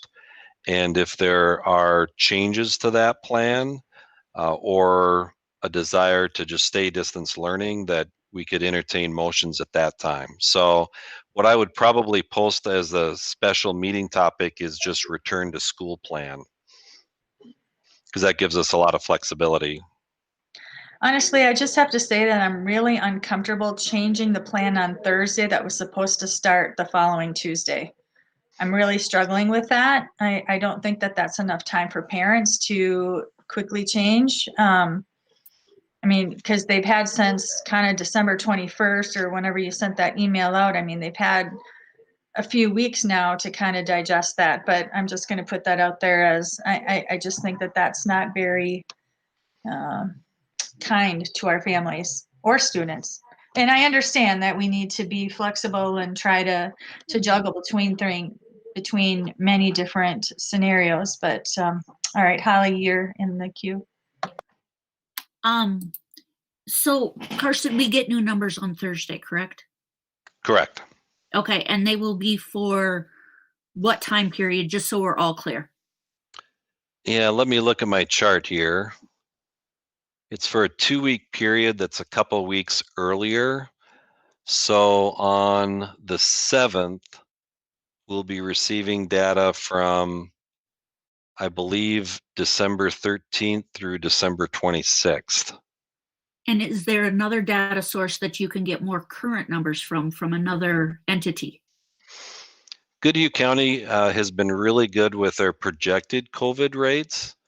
And so right now they are projecting just under 72 for the period of December 20th through January 2nd. I think that would be the most recent data we could use. And I just got that number today. So I don't think they would have significantly more information to share on Thursday. Okay. All right. So I'm hearing everybody. And so my summary in my head is there could possibly be a change for Monday based on what we find out tomorrow at the meeting with Pam and Jim and Karsten, based on numbers, based on information coming to us. There could possibly be a change. It's also possible we could stay the course of what was tentatively planned for January 11th, correct? Yeah, or the actual first day back for the K through 2 would be on January 12th, 12th, yes. which is Tuesday. Yeah. So that's how I'm hearing it. And that's how I feel the summary for me is. Are other people hearing it that way as well? I'd say that was a really good summary, Holly. Thank you. Okay. Is it possible that we can move on since this is going to be a continued conversation for Thursday? I'm seeing heads nodding. If you have any questions or specific concerns, please feel free to email me or give me a call because we want to address people's questions and concerns the best we can. Great, thank you. All right, next on our agenda is the meeting schedule. So we currently have a schedule of meetings for the remainder of the year based on our current plan of the first and third Mondays is usually our school board meeting. Yep, and so each year the board does set up the meeting schedule for the year. There was at least one year when the board decided to put a pause on it and actually discuss it at a later meeting or a special meeting. But typically we do approve a plan like Pam described. Jim, you're in the queue. Thank you, Madam Chair. 2 comments. Normally in July, we kind of stay away from the week of the 4th. I see sometimes we only had one meeting that month. July 6th, which is right after the 4th of July holiday. It's kind of tough. I'd say we scrap that one for now. The other comment is three comments, excuse me. We currently have one scheduled for next Monday as well as this coming Thursday and next Monday, the 11th. And my last thing is we have them all listed currently for the calendar year of 2021 to be virtual. And I think at some point, if it gets to be the point that if capital I, capital F, if we get back to school for everybody, we need to start meeting in person as well with social distancing, however we want to do it. So to me, this is a tentative meeting schedule with alternatives that could be presented as time allows. So, so those are my comments. I'll be happy to hear any comments or dialogue about that. Yeah. And if I could jump in and I agree with Jim's perspective. As the first meeting in July, I don't think any of us want to meet on the first Monday in July if we don't have to. So I just threw it on there just to see if the group wanted to keep that or not. In terms of the special meeting for Monday, I know that Pam, Marlin, and I had talked about the possibility of having an extended discussion about committee assignments and roles. And so that's why there's the suggestion to have that special meeting on that date. But we can decide that as we, later on in this meeting, we'll talk about committee assignments. So we could always set that special meeting up for the 11th if we so choose during that discussion item. And like Jim said, I think this is a tentative schedule that's subject to change, just as he described. I would say that what we can count on for sure is that the first Monday and the third Monday, the school board meetings at 6 p.m., we can pretty much count on those. Am I accurate in hearing that, Arlen? I mean, I think we need to make sure that we have those dates kind of set in stone, whether we meet virtually or not. And by the way, there are some exceptions. We cannot conduct a public meeting on Martin Luther King Day or President's Day.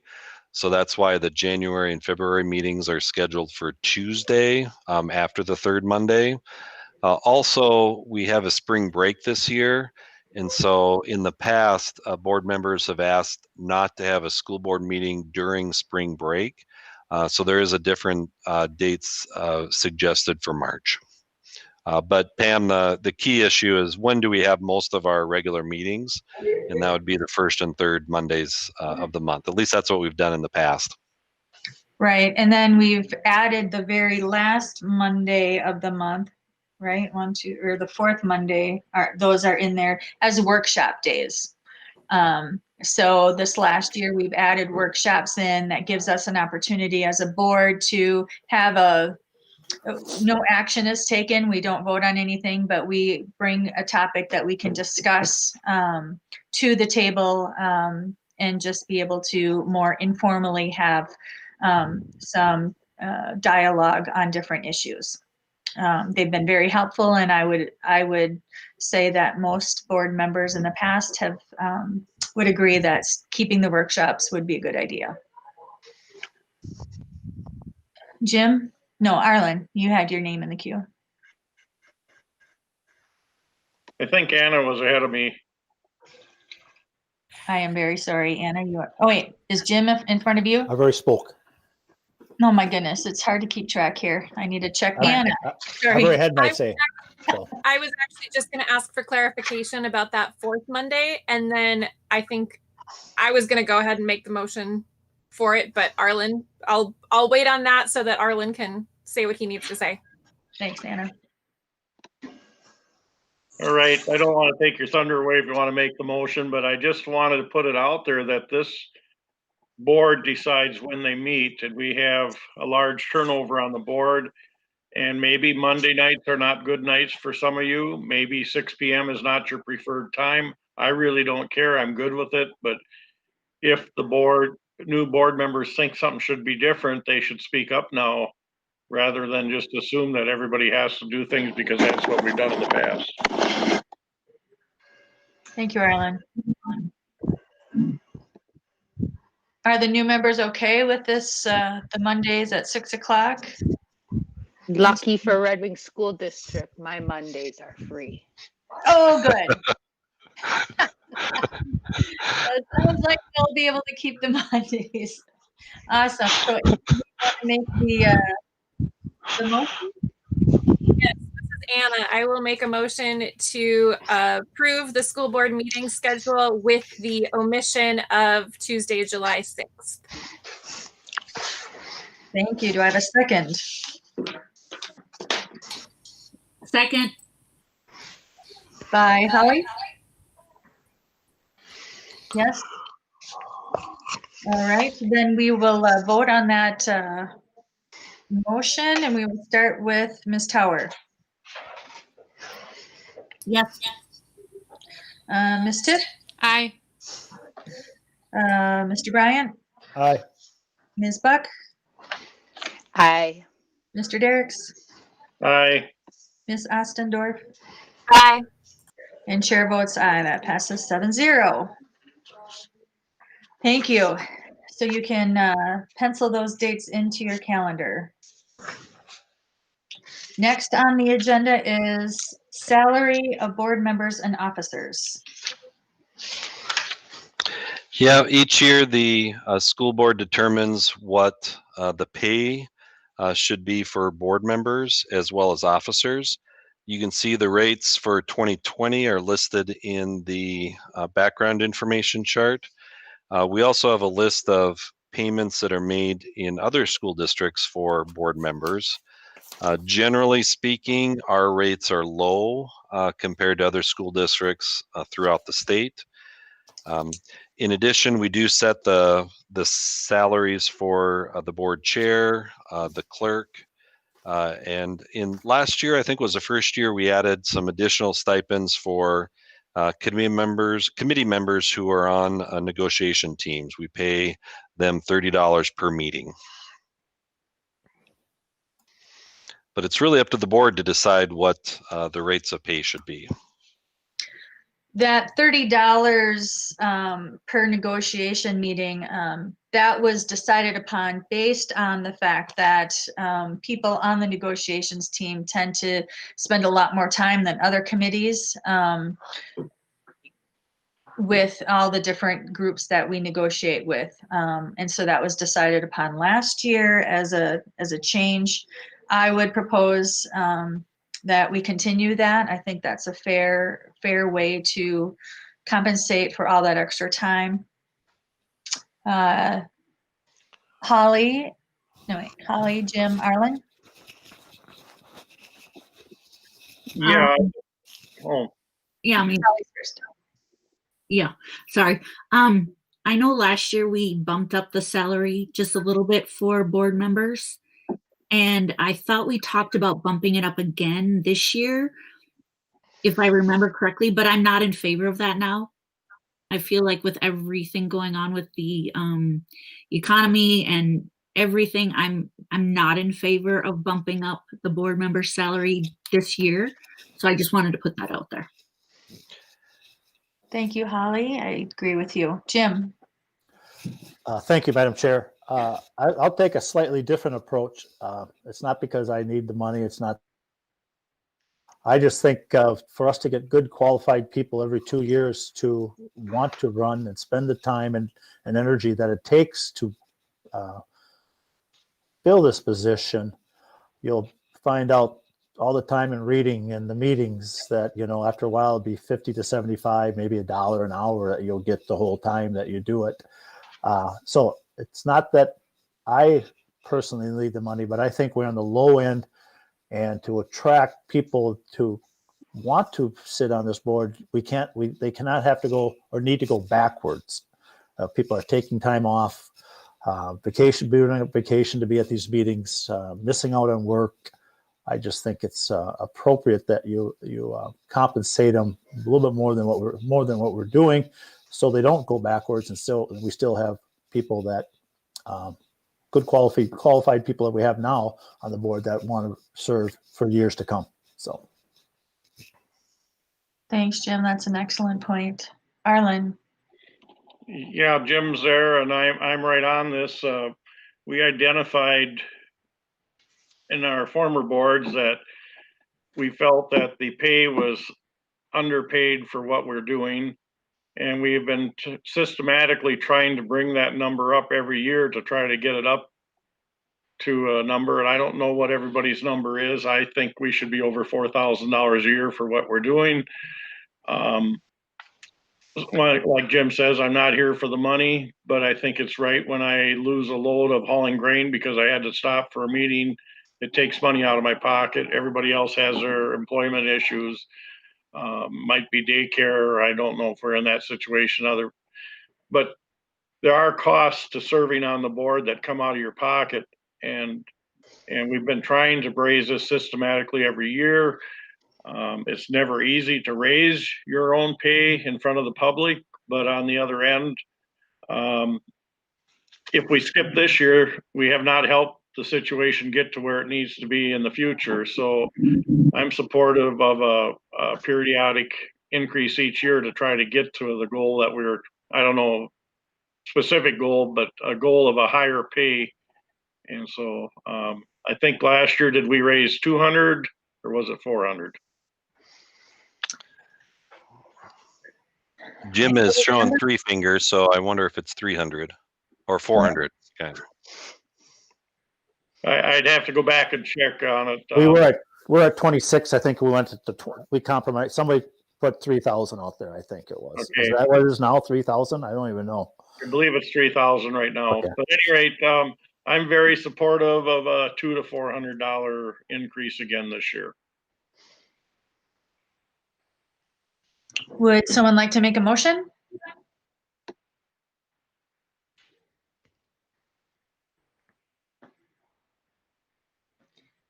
Well, since Madam Chair, since I started the discussion, and I think I'll stand by my decision that it is tough to consider raising your own pay, but we've had some pretty trying decisions this year. We have them going forward, and like I said, to get people, and Arlen brought up the daycare one too. So I'll make a motion to. I think it's going to be less than what we should be anyway, but 3,500 for board members, and the same remains for the chair and the clerk, the same amounts.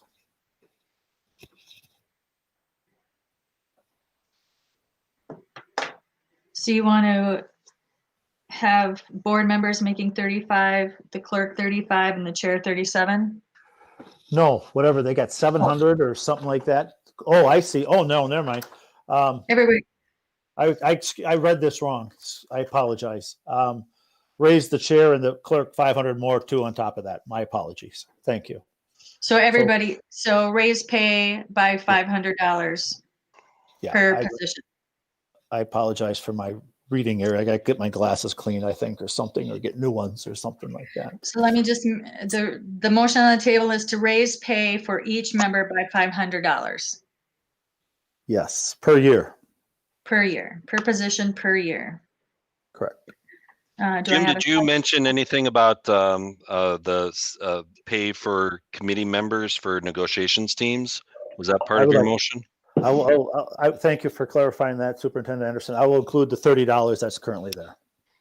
Continue with the $30. Yes. Do I have a second on that?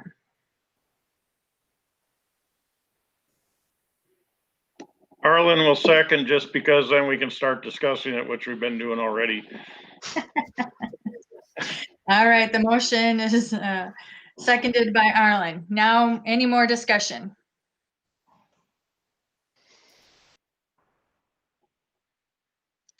I think I have a hard time with an increase for board members, knowing that I'm on part of the negotiating team, and we're having a hard time negotiating with our groups right now because of the uncertainty of some of our our funds. And so I'm conflicted with that because I also see that, and I definitely agree with Jim and Arlen that it's an important job that we have as a school district board member. And you are right. I mean, I've had to take some time off of work to do some board things as well. And so we shouldn't go backwards. I could maybe stomach maybe a $200 per position and continue with that. I don't know if I can do 500. Other discussion, Anna? Oh, Jennifer's next. That's exactly what I was going to say, Pam. I think we need to do something, but 500 seems like too much at this point. So I agree with the 200. Okay. Nikki? Okay, so this is really hard for me to put my input on there since I, here I am just coming, out of the gates, haven't really, I'm more of an earn my position type of person.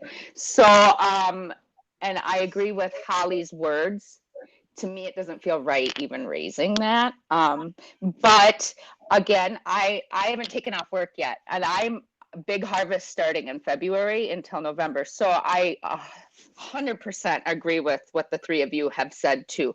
So, this is just going to be something where if I have to make a decision and I have to go away, just to make my spirit feel good about it, I would have to more lead the direction that you presented, Pam. 200. Anna? Yeah, so I found that state school board association document helpful, but a little bit confusing. So I actually went through and pulled out all of the ones that pay annually and, did some averaging for like their number of students to kind of try to get apples to apples. And we are a little bit low. The average was like $1.74 a student. And right now we're at like $1.10 per student, if you calculated it like that. So with that in mind, like a $500 increase is it still would be well underneath that average. However, I'm not really comfortable with $500 either. I think if this was a normal year, I might be, but so much isn't normal right now. And there are so many struggles that I would be more comfortable with either staying the same or like a $200 increase. 500 seems like too much to me right now with all of the unknowns that exist. So do we make a friendly amendment to the motion on the table? Point of order. Who would know that, Jim? You know those rules. Yeah, thank you, Madam Chair. A person can make a friendly amendment. The amendment had to be second, and then you have to vote on the amendment before you vote on the original motion. So that is very. Is that crystal clear to everybody? Point of order. The other option is to just vote and turn it down if that's the way it's going to go, and then come up with a new motion. That might be easier. Either way is acceptable. Okay. Any other discussion? Well, the motion on the table is the raise of pay of $500 per position per year and continue $30 a meeting for the negotiators. So we'll begin the roll call vote with Ms. Tift. No. Mr. Bryant. Yes. Ms. Buck. No. Mr. Derricks. Yes. Ms. Ostendorf. No. Ms. Tower. No. And Chair would vote no. So that fails. There's 2 yeses and 5 noes. All right. So does someone else like to make a new motion?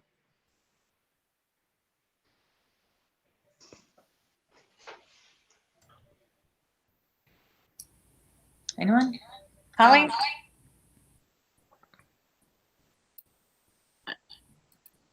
Can I make a comment first? Absolutely. Or have a question? Carson, how many groups took a pay freeze this year? Well, we haven't finished negotiating with all the groups yet. Right now, I think I'm the only one who took a pay rate or pay freeze. We've had some groups that had a 1% increase, and then some groups that had a 2% increase. But there's still some left to go. Thank you. Jim and Arlen, you're 1,000% correct. Oh, hold on. Can I correct myself, Holly? Yeah, please do. My apologies. I had a percentage increase for this year because it's the third year of my contract.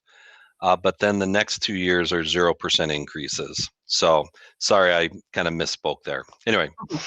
No, that all factors in for me. I last year was completely on board for staying on track, moving this forward into a realistic. Anna, thank you so much for the breakdown. I appreciate that. A realistic approach to how this gets compensated. So my heart is completely in that because the work is a lot and we all have other things that we do. My heart is also with people who are struggling and all of those pieces. So that's just a little bit of my personal conflict with it. So I just wanted to know that. Thank you, Carson.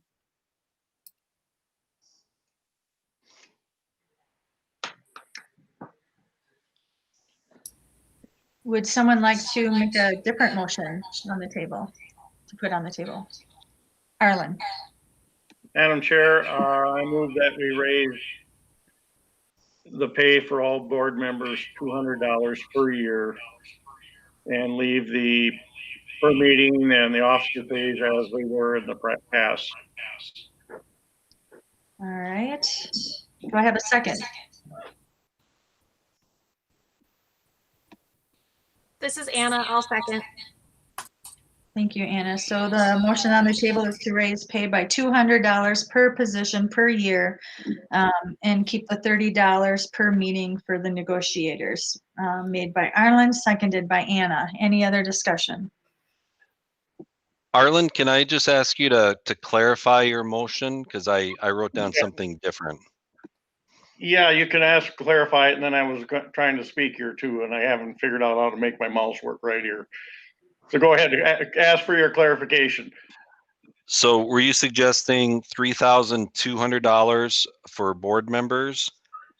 And then were you going to raise the chair and clerk salaries by $200, or were you going to keep them the same as 2020? Well, the chair gets $700 more and the clerk gets $500 more.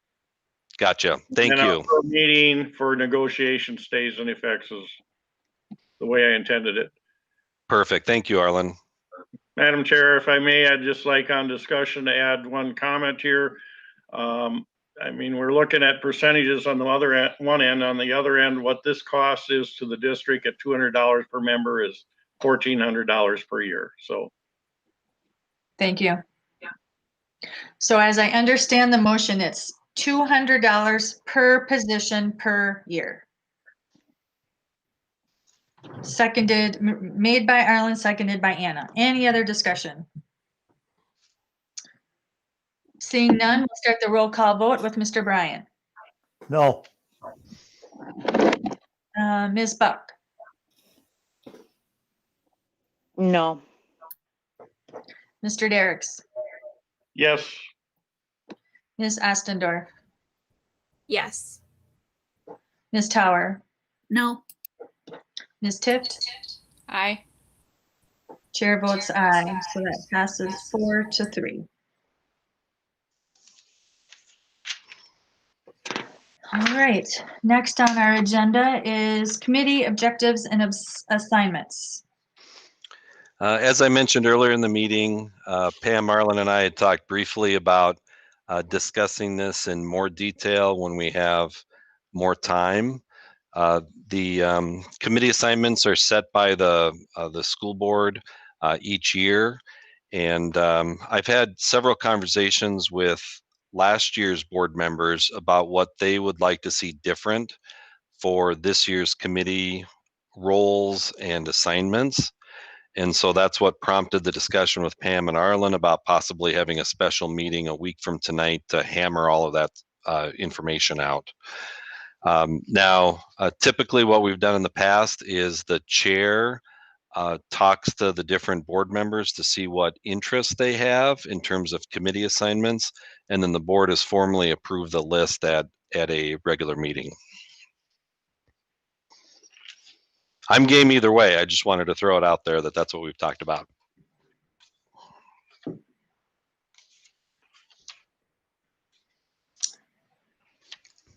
Holly. I thought that that went well last time, and that it gives everybody a chance to kind of brush up on what the committees are, and the new people a chance to see where their interests might lie, so that when Pam, you and Jim have a conversation with them, everybody can kind of have something beneath their feet to kind of, you know, stabilize what is exactly am I getting put onto, or what am I going to be asked to do. So I thought that it worked really well last year to give it more time. Mm-hmm.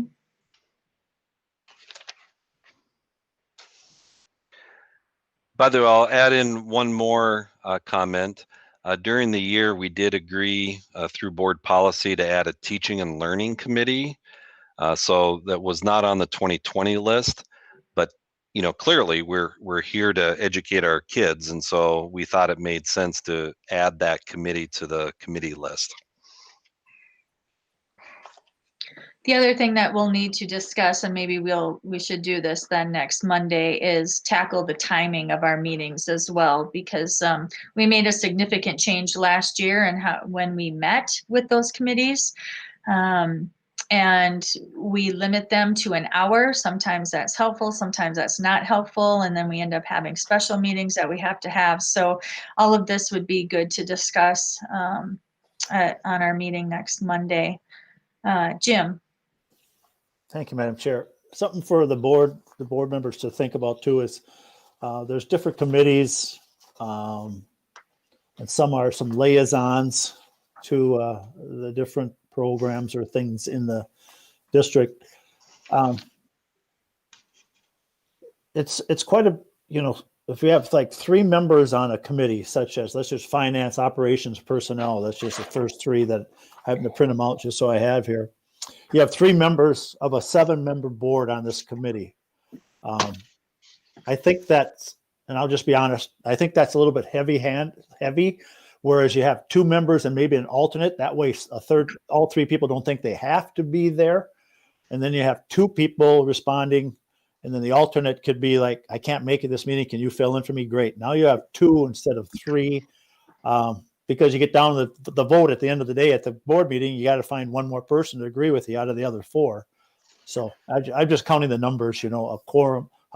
You have to count to 4 to get your way, so to speak. So I'm just sharing that. Maybe we want to have that discussion on Monday. If have two members on the committee and then with an alternate to fill in when one of the people can't be there. So that way you're not committed to so many committees and all that. And you can fill in when necessary. So I just share that. Think about it. No action tonight, but it just kind of frees us up a little bit more even to do.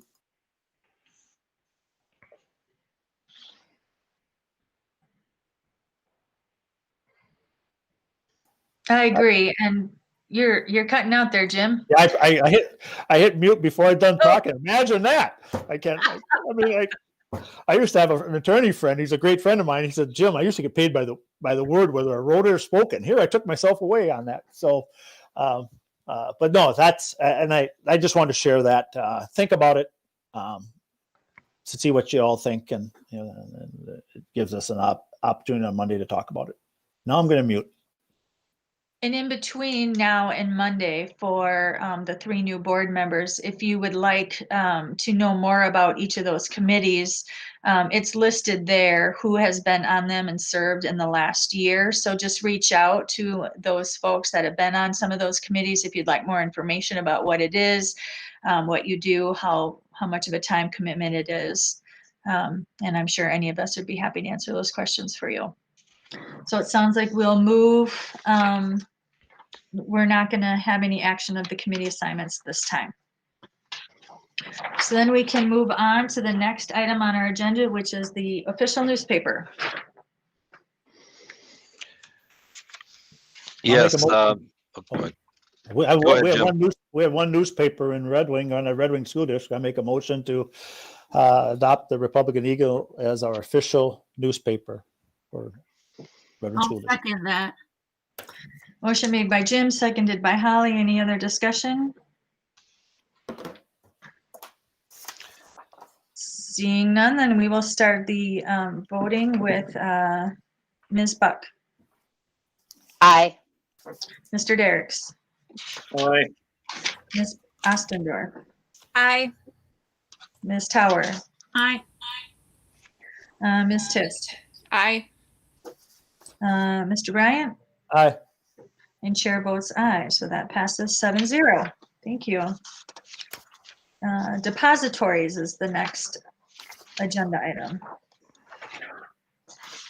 I'll make a motion to name the following depositories for Red Wing School District for transaction and investment purposes for 2021. First Farmers and Merchants Red Wing, Associated Bank Red Wing, Associated Bank PMA Securities Incorporated, Wells Fargo Bank Minneapolis, U.S. Bank Minneapolis, and Minnesota School District Liquid Asset Fund.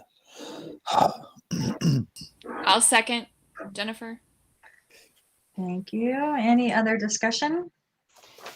Just a question. Yep. Have we ever thought about other banks in Red Wing? Superintendent Anderson, there's Merchants Bank and other banks just in Red Wing besides the two that are listed here? I know that both Brad Johnson and Jackie Paradis have considered that in the past. Jackie's on the call though, so perhaps she can explain why that group is listed there. Those are groups we currently have funds with. We have done banking requests for proposals, requests for quotes in the past, but it has been a number of years. There's no required time limit.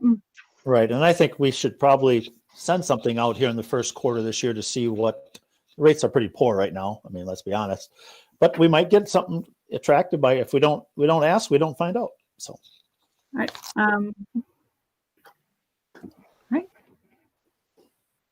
All right. So the motion on the table was made by Jim, seconded by Jennifer. Any other discussion?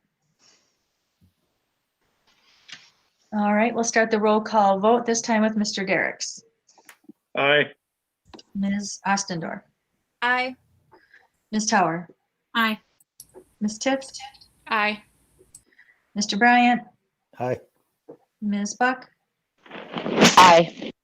And chair votes aye. That passes 7-0. Financial advisor.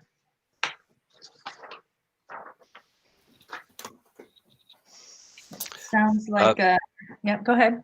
Yeah, a year or two ago, we started the process for designating a financial advisor each year. Typically, we will use them when there's a referendum effort because we're looking at tax impact, those kinds of things. Also, we can use them for refinancing bonds and some other miscellaneous tasks. But the suggestion is to continue our relationship with Baker Tilly Municipal Advisors. Looking for a motion? This is Anna. I move to designate Baker Tilly Municipal Advisors as the primary financial advisor for the school district. Thank you, Anna. Do I have a second? I'll second, Jennifer. Thank you. Any other discussion? All right, we will begin the roll call vote with Ms. Ostendorf. Aye. Ms. Tower? Aye. Ms. Tift? Aye. Mr. Bryant? Aye. Ms. Buck? Aye. Mr. Derricks? Aye. Chair votes aye, so that passes 7-0. Legal counsel.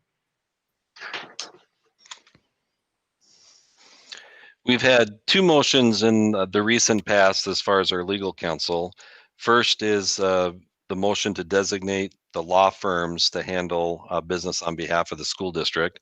The second motion, which could be combined with the first motion, is to authorize who can initiate legal or contact with legal counsel.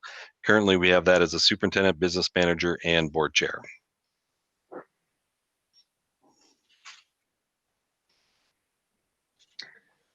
Question. Yes. Have we ever explored or spoke with any local attorneys for some of this action? We have a number of them down here. Yeah, we have some good legal, or we have some good attorneys right here in town. Typically, school districts will choose to work with one of the 4 or 5 law firms in the state that's specialized in school-related matters, just because it's a different kind of knowledge. Doesn't mean they're better. It just means that they specialize. So like I say, there are about 4 or 5 in the state that really specialize in school law. Kennedy and Graven is one. I've worked with some other firms too that also do some good work, but that's why we've tended to stay with Kennedy and Graven in this case. Now, to Jim's point, we could work with some more local attorneys if there were some non-school issues that we wanted to address. So, for example, if we had a real estate transaction that we wanted to make, we could certainly contract with a local attorney for that work.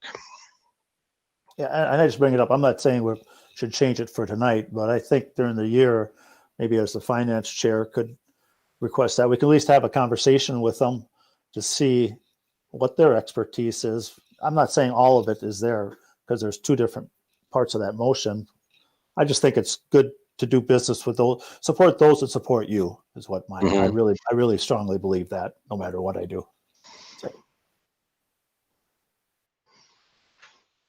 I am looking for a motion to designate those Kennedy and Graven, and then to authorize the superintendent, etc., to initiate contact with legal counsel.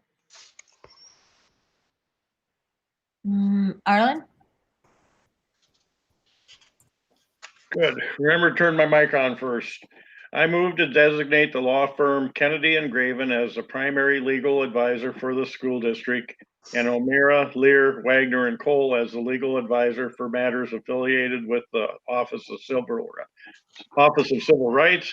And I also move to authorize the superintendent, business manager, and board chair to initiate contact with legal counsel. Do I have a second? This is Anna. I'll second. Any other discussion? Thanks, Anna. I will start the roll call voting with Ms. Tower. No. Ms. Tift? Aye. Mr. Bryant? Aye. Ms. Buck? Aye. Mr. Derricks? Aye. Ms. Ostendorf? Aye. And chair votes aye, so that passes 6-1. Electronic fund transfers. Again, another formality that we're obligated to approve on a yearly basis. So the recommended motion is to authorize Jackie Paradis as the business manager and Karsten Anderson as the superintendent to initiate electronic fund transfers on behalf of the school district. Looking for a motion? So moved. Made by Holly. Looking for a second? I'll second. Jennifer. Jennifer, any other discussion? Seeing none, we'll start the roll call vote with Ms. Tift. Aye. Mr. Bryant? Aye. Ms. Buck? Aye. Mr. Derricks? Aye. Ms. Ostendorf? Aye. Ms. Tower? Aye. Chair votes aye, that passes 7-0. Corporate credit card holders. Once again, the school board annually approves a list of corporate credit card holders. In the board packet, you see the name of the card holder, the position, and the limit assigned to that person and position.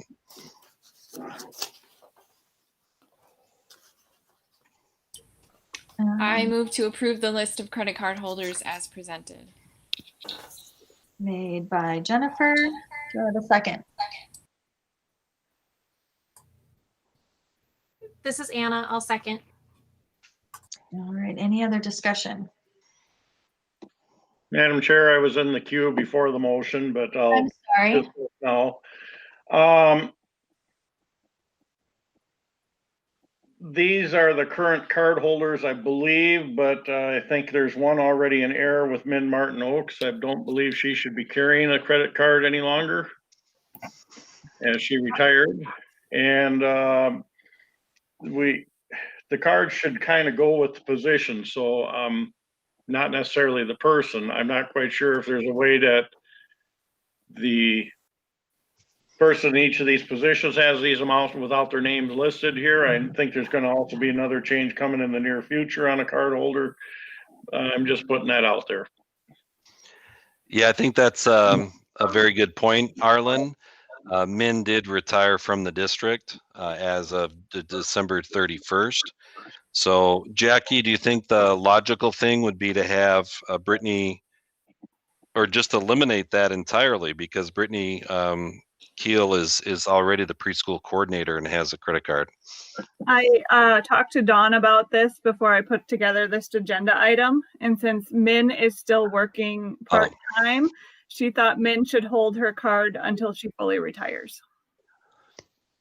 That's right, because she's still employed through Goodhue County Ed District, and she's still acting as the official administrator on our behalf. Yeah, I understand that. That's a good point.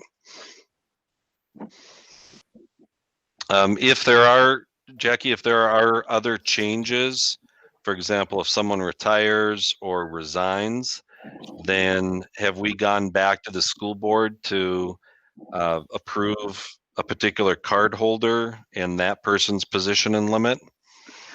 No, we have gone, usually we have just canceled the card in the name of that card holder and then issued a new card to the person in the new position with the same limit. So for example, when Jen Grove became Burnside principal this year, we did not bring that back to the board. We just issued her a card with a limit as Jenny Bordnero had the year before.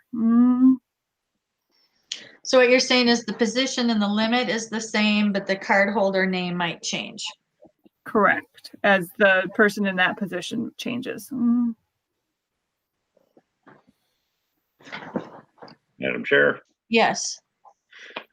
In addition here, I noted, I believe our Tower View principal must have been done outside of the board action from last year. I don't believe she was principal at Tower View last January when we did that. So this whole thing seems a little inconsistent by having names on here.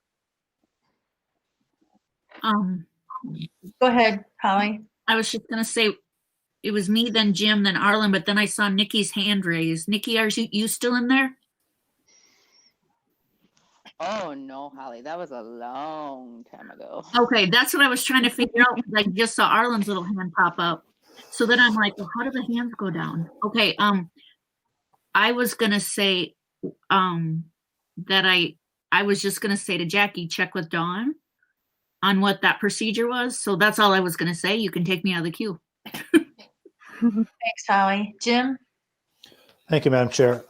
Just nothing against this person, but Kevin Johnson's no longer the director of Building and Grounds Technology. He's a contractor with us on a half-time basis. So I struggle with that. I realize Jackie's there, she's a contract, but she's the finance person who is overseeing this. So I see that, but that's just my take. I struggle with contractors getting $130,000 line of credit. So Kevin is still on our payroll. He is not a contracted service. He's not a contractor. We hired him back. We hired him back at a 0.4 contract, like we're doing with Al Hartnick, like we did with Debbie Johnson Lundberg. So is his title Director of Buildings, Grounds and Technology? Yes. That's his full title. Yes. At 0.4. Yes. Okay. And that's I kind of don't part of agree the with that. So yeah, that's it's fine. kind of part of the deal with those phased retirement options is that if we hire people back on a part-time basis for up to 5 years, I believe the expectation is that they maintain the same salary and benefits as they would. Of course, it'd be at a prorated basis, but that's why his title remained Director of Buildings, Grounds, and Technology, even though Alan Gaylor is the Director of Buildings and Grounds. So it's just because of the phased retirement option agreement. Yeah, and I think if I recall now, I didn't vote for that because I just think we need to look at that totally different. So overall, not just this one, not picking on Mr. Johnson. He's a great guy. So.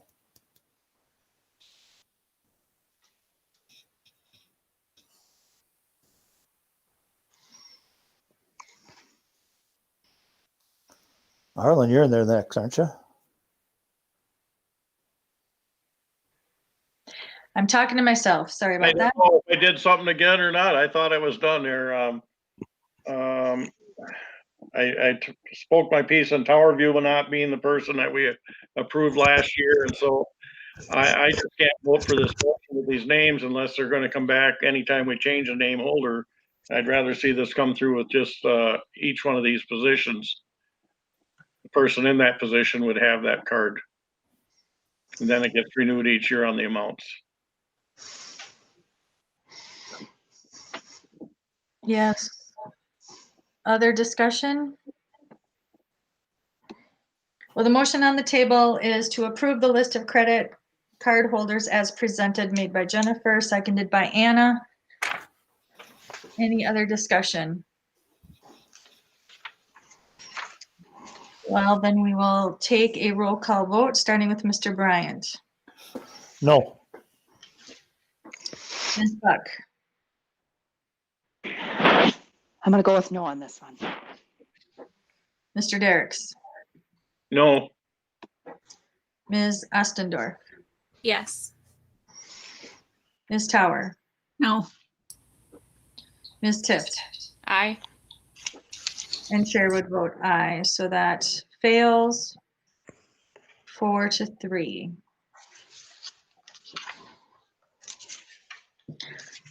So what I am hearing is that we would like to have this represented without the names and just be listed as position.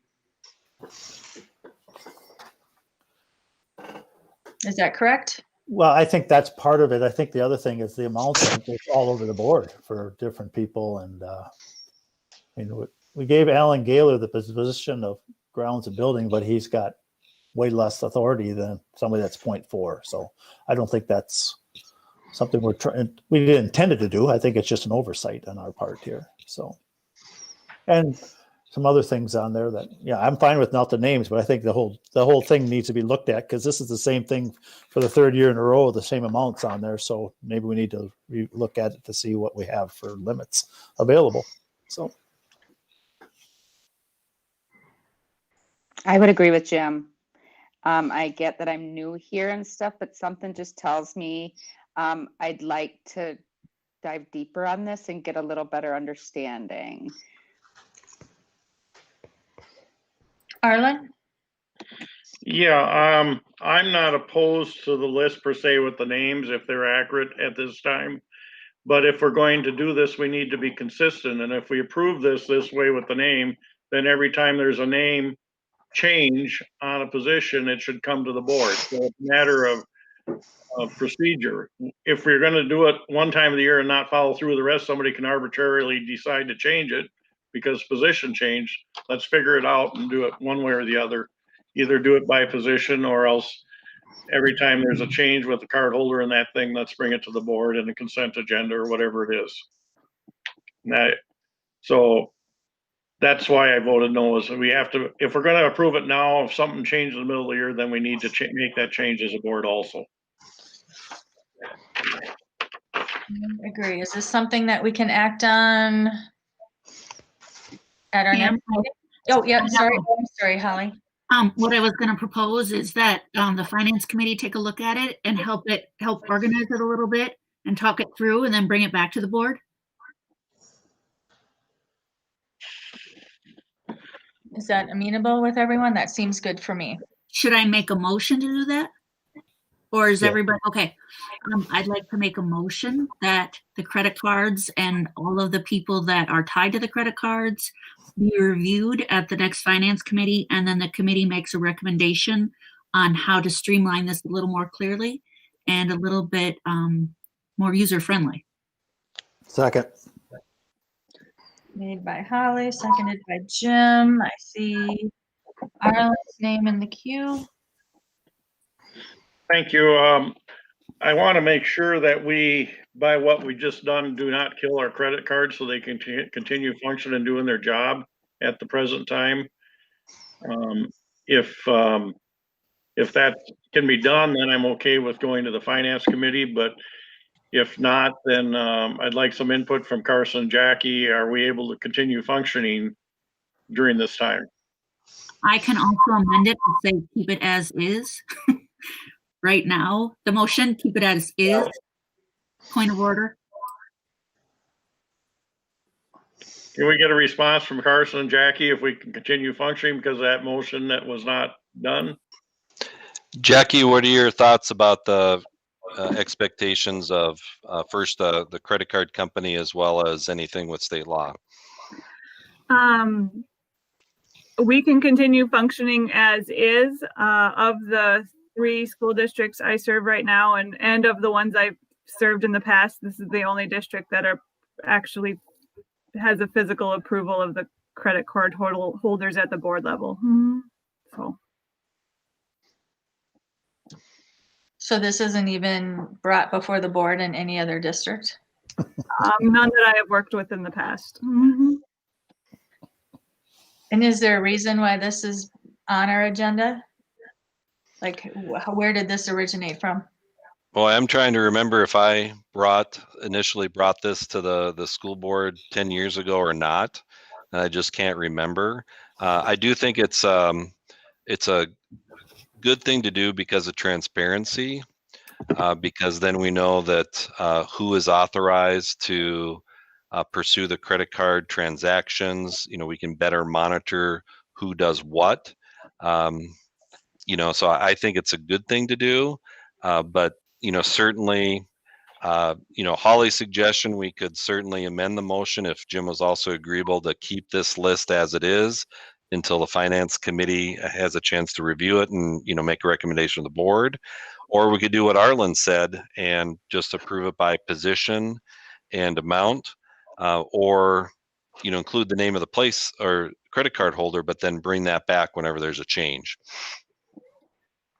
So all the options are good options. I kind of feel like that's a lot of rigmarole if we're trying to keep track of this list and who comes and who goes and what have you. I like the idea of having the finance review it to make it a little more user friendly. I like that suggestion. I'll second that, and I'll accept Carson's blame for bringing it 10 years ago. If that's what he's doing. I think it's a good thing. I think it's good. It needs to be looked at because it's the same numbers on the right that was 3 years ago or 2 years ago. I started 2 years ago. This is the third time we've been asked to approve the exact same numbers on there. So it doesn't hurt to look at it. And you're absolutely correct. It's not going to affect the card holders. It'll stay in place what's currently there until it's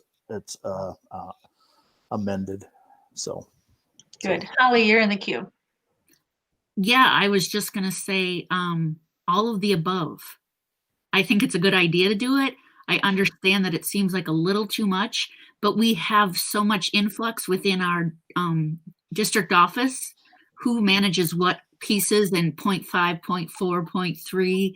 And so Jimmy brought up a really good point that a 0.4 person has more money to spend than the full-time person. So I think it's just really a good time to review it with everything else staying in place until a new recommendation comes forward.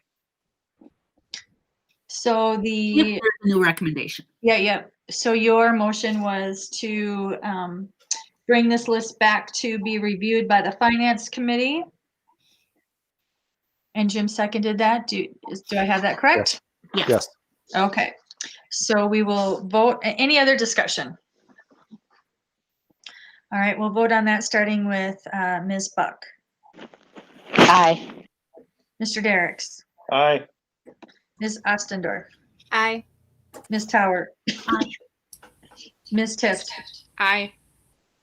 Mr. Bryant. Aye. Chair votes aye. That's 7-0. It passes.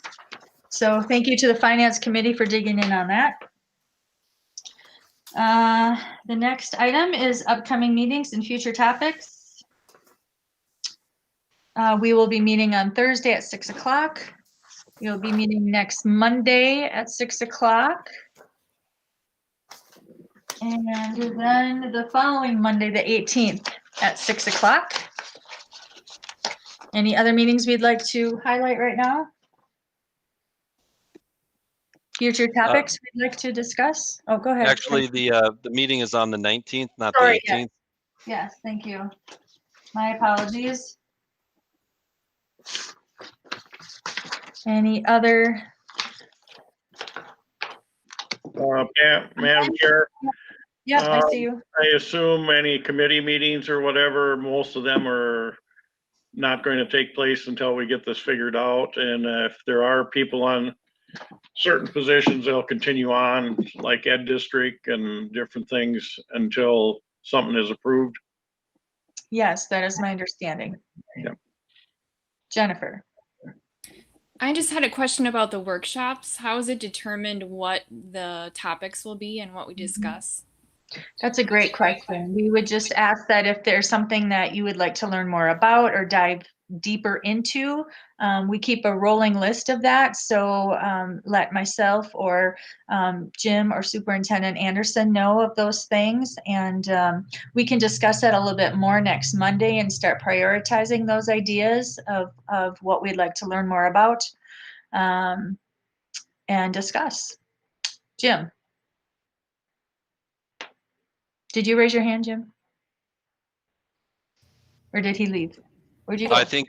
Definitely locked. We lost him? Uh-oh. All right.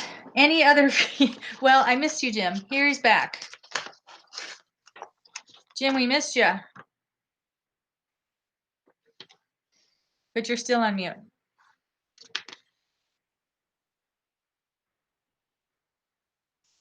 We're discussing future topics and upcoming meetings.